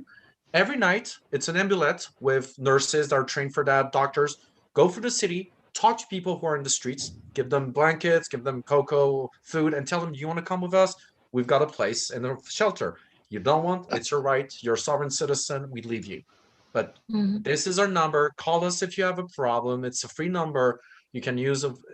And my ex-girlfriend usually worked in that, and she was miserable in every single hospital she worked in. She was never miserable working there. She loved it because you make a real difference. But in America, they decide to send cops who are barely trained and who decide that when somebody does this, you need to do a chokehold. Right. But only on black folk, though. Okay, let's be clear about that. Oh, yeah. Let's be clear about that, because Hispanics. and One, women one time out, and poor, very poor white people that they know but are not, poor, no lawyers. yeah, Yeah. but you know, the middle class white folks is off the chain half the damn time doing a lot of bullshit. Okay. Yeah. They But do I not know- do that to them. And that's what makes me so angry. It's like, this is intentional. We know it's intentional. First of all, remember, we're fighting for human rights in this country. Yeah. Not equal rights, but human rights first. Basic. Yeah. You have to see people, well, not for, I don't know about basically, but for Venita Walker, I can't Basic speak for human rights. everybody else. Mhm. I am fighting for my human rights. I haven't gotten to the equal right part yet. When you don't see people as humans, then it's easy to shoot them with their hands up. Yep. It's easy to put your knee on their neck till you choke every ounce of air out their body. So, you know, it's like, it's like when sometimes I talk to my white friends, and I guess they are right, you know, and they'll, and you can't, it's no, Well, it's I have hard a to question talk. for, to show the myth in America. In France, that story would have created a debate. When is a French person allowed to beat the shit out of a cop in self-defense? It would have created the debate. And we have, by the way, rules in France for that. We do have rules. Like if it's called, you can go to jail if you don't intervene when somebody is in danger of death or bodily injury. It's called non-assistance to person in danger. It carries a maximum penalty of 5 years for adults, 10 years if you don't assist a child or elderly people, vulnerable people, handicapped, mentally challenged, etc. And it's called you're allowed to break the law. It's called the imminent danger. You're allowed to break the law. The French law tells you you're not allowed to intervene. However, you can break that law if it means saving somebody's life. And it includes cops. It includes military. So if somebody tries to rape you and has a uniform and you shoot the guy, or somebody comes at your rescue and is a witness, I'm not saying that the cops in France don't get away very easily. And they, like the other day, they beaten up a guy who was a producer, and the problem is that they didn't notice that the guy had a camera in his studio. So everything was filmed. They said, no, he attacked us with a gun. He had drugs. He had a joint. But like they tried to plant shit, and they beat him up to the point that the others in the studio came out and started beating up the cops. Wow. But so the cops were then justified to use lethal weapons. So they didn't use them, but it went really far. And it was in the 17th borough in Paris, which is a pretty rich one. The reason why they were following him, he was black, but he had removed his mask for COVID before entering the building, just a little bit before. But they were looking for somebody to mess up with, and were like, "Hey, look at that guy like that." They call him the N-word more than once while they were beating him. So I'm sure they were looking for somebody specifically in that good neighborhood that would stand out. Oh, here's the guy. Look, he took off his mask. Let's go. Let's go. Let's go. So it's everywhere the same. Now in France, the other people were allowed to react and they started beating up the cops. But without camera, they would have all gone to jail. So what I'm saying is that why is America so fascinated with cops having a tough time? What do you mean? They're scared. That's why they pull out their weapons. They shouldn't be cops. It's like an Yes. What about we put these cops in nuclear arsenal ships and airplanes? No? Okay, because I'm scared. Except that they're doing, the system isn't broken. The system is doing what the system is designed to do. That's the problem. And no, there won't be a lot more Chauvins. And I'm not even sure that the George Floyd Justice Act is going to make its way through Biden's desk. Because I don't think there are enough Americans who really want to fix the system. A lot of us do, but I don't know if we're really in the majority. Look again at the myth. We have more crime because the police has been defunded. No, we have more crime because of COVID-19. People are miserable, lost their jobs, their apartments, and the good way to make money is drugs or prostitution. But no, it's because we're defunding the police. The myth keeps on, removing the real causes. Well, the myth that Black people are criminal by nature, have superhuman strength. Yeah, for whatever reason, when you take maths, Black people become warriors. That myth was told to me as a child that, people on crack in America, they shoot them with 4 chargers still standing. Oh, really? And as a kid, I was like, oh my God, drugs make you Superman. I was thinking about starting crack. Yeah. But that myth is really present among my people. Myth, and that's why this whole thing about myths is so disturbing to me, because they're not benign. People act on them. Remember when that former guy was running for president the first time, 2015, and he would talk about you walk in the city, you go in New York, you walk down the street, you get shot. You walk down the street, you remember that? No, that's Alabama. The guy's confusing places. Now, see, that's another reason why you're going to have a lot of enemies. I'm scared in Florida. I'm scared in the Panhandle. Seriously, at night, I don't hang out. People are insane. I saw stuff like people doing.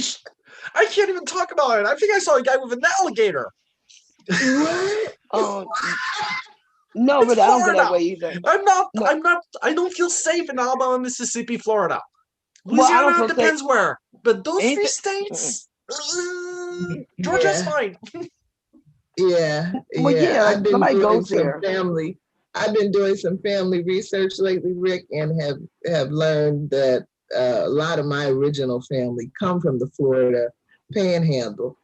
They, of course, got the hell out, but but through the 1800s, that's where my relatives are from. So just the reading that I've done about it's a scary place. They have a marker. Apparently they had a space incident where some Martians or something came down and took some people off the street. And it was a big thing. And they have a historical marker there. Okay. Wait, did they keep them? They After a while, it was said, those are strange animals. Throw them on the street. No, they came back to Earth. They've got all kinds of proudly displayed Confederate monuments, like when you read their literature about, visit, Those and UFOs, aliens care really very much about gray supremacy, not white. The little grays. No, but it's odd. Why would you put the Confederate flag? We're gonna talk to you about our values, and the aliens like, we have transcended time and space, and you talk about species and races. What is wrong with you? That's why I keep saying maybe they're going to secede from the Union again, because they're like living in another world. What I know for a fact is that the first thing we should do, if ever we come to another planet and there's an alien civilization, we should warn them. Do not accept furs or bottles, okay? Do not. I will tell you, I love your culture and I just want to be part of it. Then I'll kill you. Right. Gio, any final thoughts? No. Great chapter. Mm-hmm. Yeah, it was good. Venita? You know what? In my company, when people have conflicts now, I'll offer the system. So next week I'm unemployed. What, the bartering system or the sex? Yeah. What you going to do? So the team has a little tension, so we're going to have a meet and greet and have an orgy. Okay? Then we'll exchange spears. No? What's going on? What? I advise against it. Venita, any final thoughts? No, I was just reading your question D from question number 10. What is one thing you would be willing to offer a stranger in exchange for something you want? Nobody My answered that soul. question. Because the answer is no. No, no. Nobody answered that question. And I was just wondering, I'm like, and I was just thinking to myself, well, what would I offer for something? I can't think of nothing I want that bad. Yeah. I mean, I just can't think of anything that I want or need. Well, I'm more in the need mood, you know, my 5 COVID outfits. So, you know, it's all about minimalism. So maybe they'd have caught me a while. And even then, I can't think of anything that I want that bad ever in my life to have to exchange. What am I willing? That sounds kind of shady, Michelle. What you willing? I mean, you know, but it's not like, you know, it's, you know, it's a beautiful day in the neighborhood, you know, type, you know, the way she put the question. What do I What want? what you willing to offer? What you willing? Michelle, you always throw some shady stuff in there. That's why I'm struggling with this. Because if you put it, you know, in a nice way, maybe I would just, you know, feel a little different, you know. But you know, what you willing to offer? What's that? A bagel? I'm willing to take it. You know, I'm surprised what you willing, which, you know, that kind of translates to me as what you willing able to offer. You sound, you know what, Michelle? You sound like the mob or Satan. Like, what are you willing to You think exchange, that's stranger, Michelle always got against what you something desire the like most? that. You're That's why I'm so. struggling with that. The word willing throws that off Michelle. Somebody else here write the questions next week. No, I love those questions. No, Michelle. because they're great. No, look, everybody's Michelle, they're very good, but they're willing. But no, you like to do stuff like that. Would you be willing? What are you willing to do? What is it something that you really want in exchange for something you really want? What are you willing to do, Michelle? Tell us. Would you give your life for world peace? Actually, I don't know. My mind does not go to a shady place, but it goes to marketable skills, you know. Oh, girl, please. So I might do some writing for someone who had something that I wanted. Maybe if there was some writing they wanted. Michelle, that doesn't sound very interesting. I hate to tell you, but that answer was not interesting. It really doesn't spark anything in me. But I think I was thinking about marketable skills, and just like you said with your husband, you know, he trades his electrical skills right for other contracting kind of work. And I think, oh, why didn't you say marketable then? Why didn't you make a distinction and say what marketable? You know, if you know, you didn't, that's how you put that. Yeah, but marketable is not advertisable. You need to say, what are you willing to do? That's catchy. What that is very catchy. To offer to a stranger? And then you're going to turn around and try to change it up. Change your soul. Georgette, but I do. But I do think that it is all on a continuum. So just like I'm saying, I would offer my writing skills for something else that I wanted. Somebody else that doesn't have that skill would say something else. They might say, I can offer you a blowjob, or I can offer you, you know, I can offer you something else. Because to me, that's what the conversation around bartering comes down to, is thinking about what you have that somebody else might want. And some of us have a very narrow plate, and others have a full plate. And so what on your plate, the more somebody wants something, the easier it is to scam them and to not give them what they want. So it's interesting, you know, again, if I'm thinking about people who they want a wife, so they go on the internet and there's this girl saying that we all got this email. I actually respond to these emails and turn the tables around. She needed $10,000. She was in Istanbul. She was my love. After 2 messages, she loved me. Really, it was love at first sight without seeing each other. So I asked, what's going on? I'm being retained by a guy who I owe money to, and etc. And I said, no, don't worry. I'll take that money and I'll use it to come and kill that guy for you. And she's like, no, you send the money, you will be in danger. No, I'm brave. I'll come. Give me your address. You're in Istanbul. I'll take the airplane tomorrow morning. And of course, that didn't work out. She just stopped emailing me. I was heartbroken. Rick, you a bad.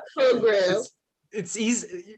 Sometimes people are like, why were these guys scammed into thousands or 10,000s of dollars? You see poor, elderly, lonely men and women. My mother got scammed like that. Really? By a guy who said he was a general from Afghanistan. I told her, Mom, they don't say "bay." Okay, that's language from my generation. A general in Afghanistan would not say "bay." Oh God! He would say "madam." He would say "madam." Yes, or he would mother. say madam. You know what I mean? And he's a 4-star. I'm like, okay, he's a 4-star general, and he's telling you he doesn't have money he's not getting money from the U.S. government in Afghanistan for his man, right? Not possible. It would mean something. So, but it was tough, and people wonder. My mother is not stupid. She knew about those scams since when you really want something, you feel lonely, you want to believe, and that's the rule of barter. Find the believers and scam them. And that's what truly barter is, unfortunately. And that's why I understand these old civilizations thinking it's a war thing. Like, I'm going to scam you. And that's why it led to wars later if they felt they had been taken advantage of. And to this day, that's why I always tell, it's not, I don't hate religion. I hate priests. I hate pastors. I hate these guys because I don't believe I need an intermediary between me and the Lord or between me and the Bible.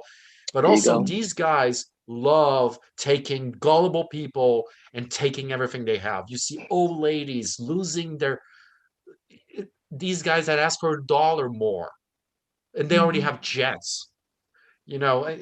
Clearly they don't understand. They don't believe in Jesus Christ, because if they do realize where they're going, right? When it's all done, they can't expect to go to heaven. I served you well, Lord. You use my name in vain about 1 billion times a day. You bought a jet. You compared buying that jet to me riding a donkey into Jerusalem. I'm not angry anymore. The temple episode is over. I took anger management classes. You are going to hell. Seriously, how did these guys live with themselves? I don't believe specifically in a God, but because of my religious education, my consciousness would torture me if I were a religious person trying to take, because I know what the book says about people doing that. So I don't know. It's that's why I'm more and more persuaded that people just want the easy way out. It's just easier to be scammed than it is to do the work of accept suffering. Yeah. That you're in pain and that it's not going away. A lot of people that are getting scammed, it's what I call the barter of the miseries, that you take that hope, and that hope is full of, they don't have money, but they'll find it for you. Those pyramid schemes, same thing. Women want to build their own companies. They had children. It's difficult to go back to workplace. Oh, what's the name of that thing? I don't remember the name of that dress, this horrible sweatpants you sell. They end up with a stock they can't sell, and they're in debt. It's always this system with barter. Always starts as a scam because it leads then to possessing people. It's like devil. It's really voodoo at that point. It's like you're possessed by your by the debt. People under debt are different. They change. They become different people, and not necessarily angry but they are different. You see a person before bankruptcy and after bankruptcy, knowing that in America to go chapter 7 will cost you more money up front you don't have than chapter 13, which is a scam. So you're like, okay, I don't know. I'm just sad. The problem is you can't save people despite themselves, and there's so many people who won't listen to the fact that they're being used, and that's the most difficult part, I guess. I don't care they're evil people, but the fact that I feel I can't fight them, that even if I try, it will lead to more violence, and I will become them, because you cannot escape that. You live by the sword, you die by the sword. And people who need to be helped don't want to listen. And I'm like, what am I going to do with the last years of my life? I'm 38, but I'm already feeling, is it over? Spiritually, is that all? Is that reality forever? No more learning? I don't know. I hope not, for your sake. Yeah, because And it's boring without others. no, but don't worry about it. Don't worry about it, because I'm getting old about a minute. And and I'll speak for Michelle and even Gio. That's one of the reasons why we love you, because we're gonna need you to protect us. Rick, they're gonna kill us. Well, the They're problem gonna is kill us. I had a They know. solution, and these idiots in MAGA hats used it. I was like, we should run over the Capitol and threaten them. And I'm like, oh my God, I'm like all of them, but I'm just on the left side of the, the Capitol was a come to God moment for me because Michelle knows me. I was like, we need insurrection. We need to take over the Capitol. And like, I'm thinking exactly like them. The culture is there to always revert to that. I can't think about revolutions differently.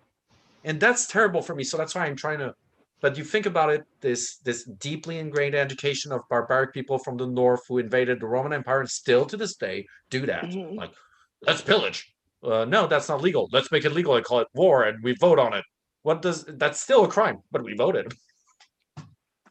But, Venita's right. We're going to need you to take care of us in our old age. But I also think that you need us, Rick, because I think you need a place to process these crazy ass thoughts. Yeah. Oh no, I talked to everybody about that, but most people run away. They're like, yeah, sure. Where are you going? They think you're a lunatic. That's what it is. Oh, the average time a white man in America can hold my conversations, it's 30 seconds after they're like, as soon as I remember a guy. One of my girlfriends got so upset with me a few years ago when I first got on Facebook, and I used to post very, very provocative pictures and stories, and I would always have a really provocative question to go along with it. And she called me up one day and she's like, Michelle, why do you keep posting this stuff? You're going to cause somebody to go crazy. and they're going to go out in the street and do some crazy thing. And, and I told her, and I still feel the same way. Like I said a few minutes ago, I believe the truth will set you free. I don't feel any responsibility for what other people do with the truth that I expose them to. I hope that they won't go out and do something foolish. But I do think that to the extent that we can, we are supposed to look at the truth. And we are supposed to have some kind of reaction. I'm so grateful to Darnella Frazier, for example, for looking that monster straight in the eye. For all of that time, we wouldn't have the outcome in the Chauvin trial that we have had it not started with the film that she made. She didn't kill anybody. She didn't, she didn't kill herself, but she did something proactive. So I don't have any control over how you react when you hear or see truth. But I hope that you will react in a way that causes you to do something creative, causes you to take on some kind of advocacy. I think we're supposed to feel things, and I think we're supposed to have reactions. I grew up with the highest classes of Europe, ancient classes, and the lowest. And I know for a fact the only time in history, unfortunately, they were put down was when we slaughtered them. It was brutal. And they come back. But the problem is they will not give up, and they will do whatever they can. Not just killing. They will torture, break. They will corrupt an entire society. There's in this book by Maraparte, the Skin, where with his GI friend, they're in Naples in ruins from the World War, and all Neapolitans are trying to survive. And there's like, hey, you want to see a virgin? What do you mean? There's a virgin. You want to see a virgin? And they discover that there's this place where a virgin girl is opening her legs, and nobody touches. They just see it, and the father takes $5. And Manaparte, who's Italian, says no, not. And the American says, hey, why not? And says, no, Joe. And then they see that when he comes out, the American doesn't feel well. It's like, and he returns and he goes in. So you're happy? You're happy what it looks like a country on its knees? You're happy what it looks like a 15-year-old girl's, and he goes insane over the American. Did you need to see that? Are you happy? And the American is like, no, don't say that to me. I thought they was discussing. So why did you pay? Why did I pay? And the whole book is about that. And I think the problem is this is a very, I don't know if it's Europe like that, if it's the dark side of Europe. It's always been the side of Europe, but these guys will not let go easily, and they will. But that's the thing. I don't have any real philosophical objection to slaughtering horrible people. But it's the same cycle. I'm just concerned about strategically. In so many cases, it's not just the individual evil of a horrible person like the one you're describing. We're talking about systems, structures. It's a village. Yeah.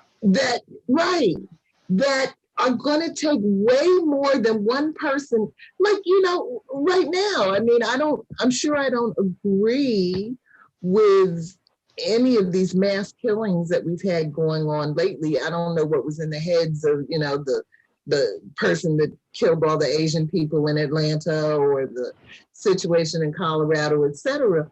But nevertheless, to me, that's the wrong response. Yeah. When you are disturbed by whatever you believe is going on in the world, to go out as an individual and just start indiscriminately killing people, that's not going to create whatever change it is. But you our think culture, Michelle, praises that as the suit of heroes. George Washington, Julius Caesar, cross Rubicon, William the Conqueror, Alexander the Great. All of these guys, Napoleon, are mass murderers. I'm not kidding. It's funny when Europeans say, oh, Genghis Khan was horrible, Attila was horrible. Yeah, they're Asian, that's why. Because in Europe, we are like, Alexander the Great was incredible. Napoleon was incredible. Napoleon is the guy who reestablished slavery. The first country in the world, the only country of all history to abolish slavery and then reestablish it was France. So beautiful, Napoleon. What I mean by that is that these guys are mass murderers. And I always tell people, if Hitler had won, myself, all of us in Europe would believe he was a great man, because we would have been born in an environment telling us Jews were in danger. We got rid of them. The story, history is written by victors. And what do victors say? Well, we have great at right here in this country with the former guy, who let nearly 500,000 people die. But he still has huge support, apparently. And why would we be surprised? I'm not surprised. I'm disgusted. Because I would think that his gross negligence would be enough to finish any potential for public life. But it hasn't had that effect. One for the team. One for the team, Michelle. What did we talk about before? One for the team. There's certain groups of people that are willing to take one for the team. Black folk ain't on that note a lot of times, but there are a lot of folks. How does one for the team apply to dying for COVID? Well, the guys who died for COVID, who supported Trump, took one for the team by, even in their last breath, not believing it was COVID. It was probably cancer, and the doctors didn't find it. So you take one for the team because you don't even tell your family, like, Your wife comes in, you're dying of COVID. They're lying. They're lying. Ugh, don't worry, they're lying. Save me. Oh, they lied. They lied about the number of deaths in the hospital. My husband didn't have COVID. It was cancer. Self-sustainable. A good myth is self-sustainable. You just throw the idea out there, let it grow. People are saying, oh, QAnon is unique in history. Nah. Let's talk about another, and I know it's going to be offensive to a lot of people, QAnon theory from the 1st century that the Romans tried to stop. They're Christians. The first Christians were insane. They were terrorists. Because that's the other thing we're talking about, killing. What's the next step when you understand everybody's part of the system? Terrorism. They thought, why do they attack innocent people? You don't understand it. For Islamists, the Westerners who vote for the governments that bomb them are not innocent because they're a democracy, right? People don't think, so I don't know. It's just this natural reflex, chimpanzee reflex of violence is so tiring. And I'd like to be a pussy. I'd like finally to admit, I don't want to fight. I fought my entire life and I won a lot of fights. But the reason why after that guys are like, you know why? Because we were scared shitless and we have relief we're not dead. So we think we're powerful, but in the end, we're like, oh my God, I survived. Did I just beat the shit out of this guy? Whoa, and people love me. Who had they known it was all luck? Guys are just, we're despicable in that sense. How many times in bars, I know now in America, what works, it doesn't work in France. If I want to win a fight, oh, you want to fight? Sure. Hit me first. Right there. Hit me. Everybody will stand in front of us, say, no fight, because they're like, you're probably a psychopath. You want to get hit because then you can do whatever you want with that guy. Like, yeah. If he hits me in self-defense, I can kill him. And they're like, not in New York State. Oh, and I'm this close telling you that. Let's go to Florida. Let's fight in Florida. That's the thing about America. God, but in France, if you do that and say, hit me first, the guy will hit you first. Doesn't care. Oh, really? Yeah. So don't do it in Europe. May I remind you that in England and pubs, you have commercials saying, please don't assault police officers. What? Yeah, because That's in England, a thing? people get so drunk that they start fighting first responders and cops. And in England, cops are not allowed to use lethal force against citizens. So they're like, stop hitting me. Come on. Do citizens have the same kind of easy access to guns and open carry laws and whatnot in no, Europe? open carry, because it dates back. The open carry thing is really an American thing. The Americans forget where it comes from. In Europe, the only people who were allowed to open carry were aristocrats. So when revolutions happened, we didn't say, now we all own weapons. We said, no more weapons. Nobody can carry a weapon. If the people can't, aristocrats can. In America, they did the other way. Oh, we're like aristocrats now. Let's all have a gun. But originally, no, in Europe, you cannot own, in France, if you want to own a gun. So you can own a sports gun, you need a license from a club, etc. But it's a different gun. You cannot have it home. You need to leave it at your sports center. If you want a gun, like an automatic weapon or that, you need to justify it. Why? Hunting? You don't hunt with a Glock. Are you in security? Are you a mercenary? Are you doing anything illegal? No, you can't have a gun.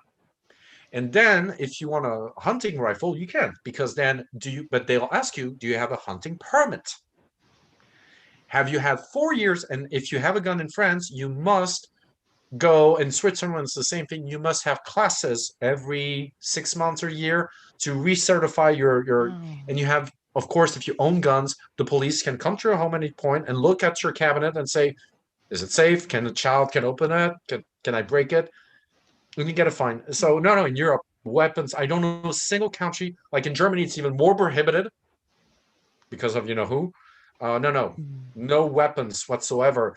Now, the problem with that is because of that, people, I've seen there's trafficking through for a long time. We got weapons from the Yugoslavian war when it was over. So in the neighborhoods with the Arabs and the people from the islands, I remember seeing in the basements bazookas and RPGs.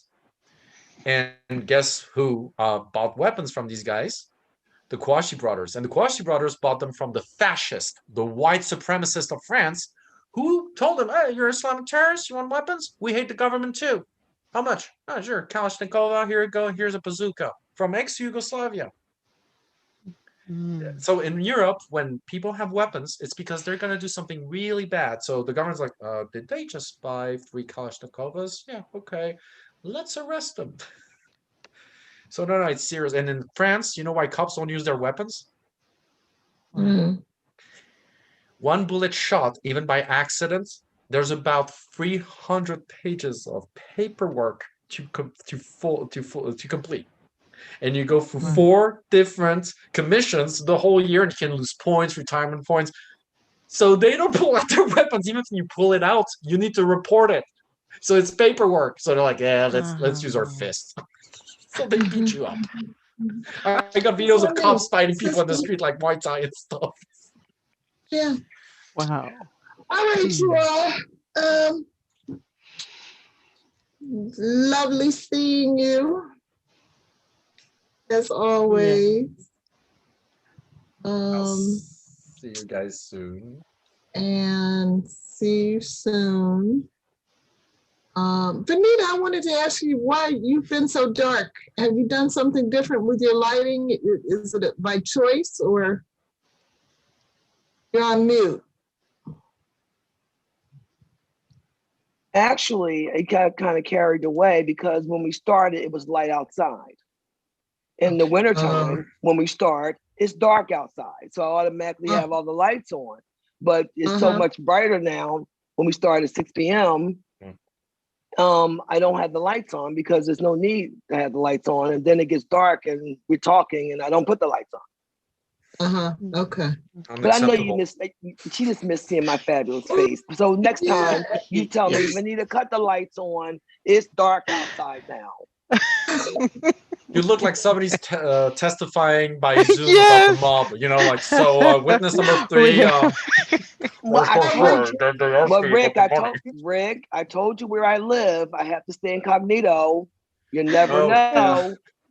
And Rick, what just changed? You had a black background a little while ago. Are you using a virtual background? No, this is actually my wall. He was in the dark before. Yeah, he turned his light on. I don't know if you can see. That's my guitars. When you turn the light on. My home studio for my music. Okay. No. I just put the light on, and that's the horrible light. We were all in the dark.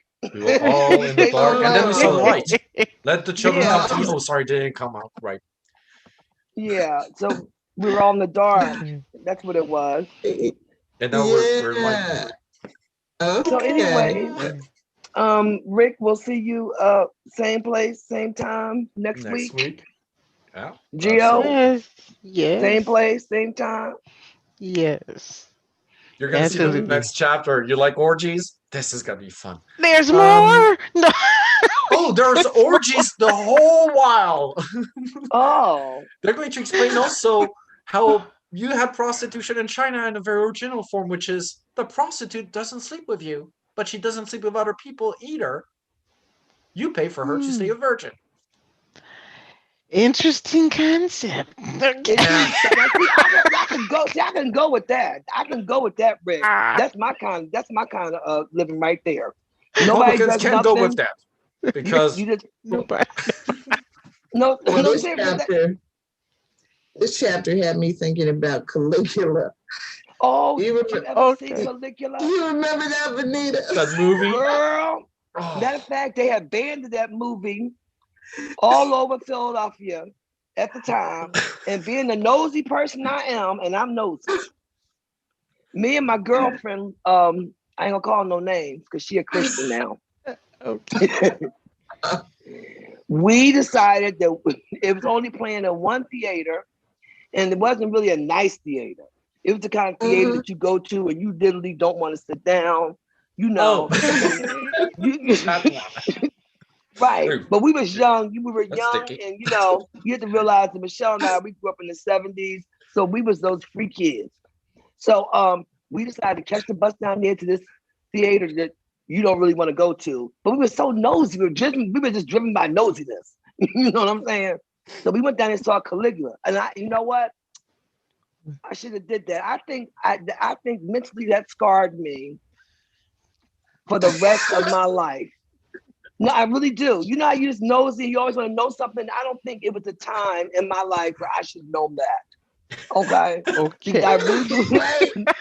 Did you see? Okay. Did you see it, Michelle? Did you see it, Georgette? Yeah. I waited quite a while before I In watched France, Caligula. it's shown to us Okay. when we're 12 in class. But I'm telling you. Yeah, and they're like, so you see the Romans are Oh, pretty Lord. decadent, but it's normal. You said it was a part of your class. Oh my When goodness. 50 Shades of Grey came out in France, there was a controversy about censorship because it was off. They said, okay, none under 12. And people said, why? That's how the French are. Like, why? There's nothing in there. Where's the sex? Oh my God. My mother showed me Texas Chainsaw Massacre when I was 4, 2001, and we all grew up with that, and we're okay because No, you're not. No, No, you're not. No, you're not, Rick. You're not okay. No, I'm think telling you're you, okay. the You're not French, okay. we have no problem with sex, no problem with violence. Our real problem is more with the What? clothes. The clothes are horrible in this movie. Oh, they slaughtering the people in the scene of the battle. The clothes are not matched. That's not how it works. They know nothing. They know nothing. It's a horrible movie. Horrible. I'm telling you, I saw kids, 12 years old.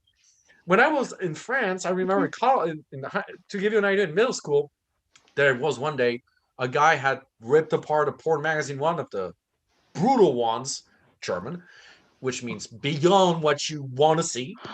Okay. Thrown on the ground of all of the middle school. The during recess, everybody saw it. It took them 2 days to clean up. People were like, kids were just grabbing them, to go back home and try to because they care. It's like we saw. I mean, seriously, I remember at 12. Okay, we're gonna look at shrimps first. So shrimps reproduce that way. Okay, done. Humans. Like they want to be polite. You're children, so we'll do shrimps first. You're 13. Now we'll do sex. And I'm not kidding you. We had videos of teenagers naked, actors, turning around on the video. At the age of 12, a man starts having larger shoulders and a woman starts developing breasts. And everybody's like, oh, it's boring. We can't see shit. There's no porn. It's not porn. It's biology. I know goodness. France is a surprising place for everybody. Like when I was a kid, I remember shows with women with naked breasts all the time during normal time. Like my parents were eating, I was like, we don't. It's not that it's really body conscious and caught up in some crazy. That's and that is a problem. I find that's a problem, which is why we have so many folks walking around here, fat shaming, skinny shaming, short shaming, tall shaming, all kinds of naked shaming, because there is some. And the sad part about it, so many freaks here. It's not like you're not a freaky country, but at the same time, they want. No, I'm not trying to be funny, but it's a lot of freaks. But at the same time, they want to pretend like they're wholesome, and that's a problem. They have a lot of hangups, and I think it's even worse now, definitely than in the 70s, because again, I never thought about someone fat or skinny. Who thought about it? Did you think about stuff like that? I like that person. And you didn't care about her being so-called fat or so-called. First of all, nobody thought about if we look in the past, everybody was really fat. Like women in their 20s, you look at Brigitte Bardot, you look at Marilyn Monroe, they're technically fat to today's standard, which is insane. That's what we call fat today. I mean, at one point, you mean normal people? You can be beautiful without, the thing is, it's strange because in America, the obsession with sex, French people always say, hey, I'm going to have sex with an American woman. Everybody's like, oh, good for you. You know why? European women are very boring because nobody thinks sex is that exceptional, that unique. And Americans have so much hidden desires that American women, I met this girl, very nice. I was in shock in bed because I was like, wait, we barely know. What are you doing? He was doing porn stuff, like the hardcore stuff right away. I was like, what are you doing? Hey, no, that's my... Don't touch that. Wait, hey, no, don't. Like, this is fragile. Please, Not that way. That's in a porn movie. I just saw it, like seriously. Oh, Insane. Rick. I'm not dating American women anymore. There's a problem with them. Oh my God. I don't know. All of Wow. my American What? girlfriends, I mean, They're animals, Rick. They're animals. my first one was in the bathroom of a bar and then outside near the garbage. I was like, that's romantic. She was actually hot, but she was like that. I mean, that's normal for them. So I'm like, so that's why I'm not dating American women anymore. You scared, Rick. You scared. They're too aggressive, huh? I remember in Quebec, same thing. One morning I wake up, the girl's gone. I have a note, had to leave. My friend had a problem at 6 a.m. I was like, I got dismissed. The first time in my life, because usually that's what guys do in Europe. Like we leave a note, like no, she Yeah. did that on me. It wasn't on it. Yeah, that's I never thought it would happen American. to me.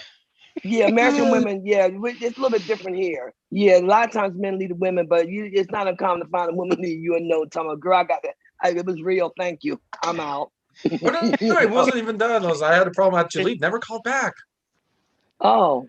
It wasn't you, Rick. I'm sure it wasn't you. No, it's just she was just rude, Rick. She I was just a think rude person. No, I actually think it was me because I have a tendency, like so many women ghost me one day, and it's usually after I'm drunk, and I think it's because I speak too much of the Israeli-Palestinian problem when I'm drunk, and it doesn't come out right. No, that's not very romantic. It really isn't. So people are like, "What are you saying about?" No, I'm not saying the Jews. Sorry, the Jewish people. Oh God. Yeah, Rick. That might have did it. Yeah, I might have left you a note too and said, you know what? I'll see you in another life. It's been real. Goodbye. So that's why when I drink, I don't talk about Israelis or Palestinians anymore. Okay. Only about stuff that everybody has consensus on. Right. The state of social justice in America. Yes. Yeah. Well, I don't know. I think most Americans keep it light. Yeah, well, I go into redneck bars in Florida and South Carolina when I'm there, and I'm white. And guys, I always start by like, hey, this is a cool place. Yeah, you're right. Political correctness. I get them comfortable. And then I talk to them for real. They don't know what to do with me. They're like with their Confederate flags, like, he's one of us. He told me I had a nice bike, but he's telling me I should have Medicare for all. Yeah, Rick. I'm the Trojan horse. I'm trying to get in. Michelle has it right. She has it right. They like to keep it light here. They really do. You have to talk about things that have no substance. Facebook. Now, I don't do a whole lot of posting, and I may post something that's really a serious issue, not just for me, but should be for a lot of folks. Not one person will like it. In other words, I've read it. That's what like means to me. I've read it. I got you. I put something on there like a puppy, and you get 195 people come there to push the like button. Oh yeah, it's safe, but you also know that the algorithms direct people away from your posts. Because like I posted the one by was it Dr. Mercola about the lies the food industry is telling you, and only about 20 people got to read it before they put the lock on it. So the Facebook police are on the job. Okay. Yeah. Wow. I didn't even think about that. They didn't put a lock on it, but I didn't think about them directing it away from that page, because and it wasn't anything graphic or crazy. It was just a serious issue, a woman's issue. It was Viola talking about her sister's experience, which is saddened me no matter when. It just saddens me. But I'm like, well, nobody saw that. You know what I'm saying? So I forgot about that, Georgette. I forgot about that. Yeah, you have to, for a lot of my friends, I have to purposefully go to their pages to see what they're posting, because, it'll direct me to, puppies. Yeah, and the horses dancing all the time. Okay. You're all giving me an idea. How about we do puppies videos So they're on Facebook. People watch them. And in the middle of that, like a subliminal message, the social system is broken. No, no, no. And the puppy starts speaking. You have to understand. And then go back to being a puppy. Yes. And people are like, what happened? Ooh. What did I hear? And Facebook would be at a loss. You give me an idea, Rick. I'm gonna try it. Yes. No, seriously, All think right. about it. I would try Puppies, pandas, and kittens. Yes. Don't worry about you. I got the bail money, Georgette. I got the bail money. Don't worry about Okay. I'll it. Okay, I say. got the bail money. Yeah. Because you're gonna need some bail money. Yes. Everybody copyright. Oh, infringement. No. No, definitely. All right, Joel. We should have that. All right, sweetheart. It's been a Okay. Take real- care, everybody. Thank you so much Yes. for the company. I'll see you next week. Absolutely. Love you guys. Love Take you care. too. Love you. Bye. Bye bye.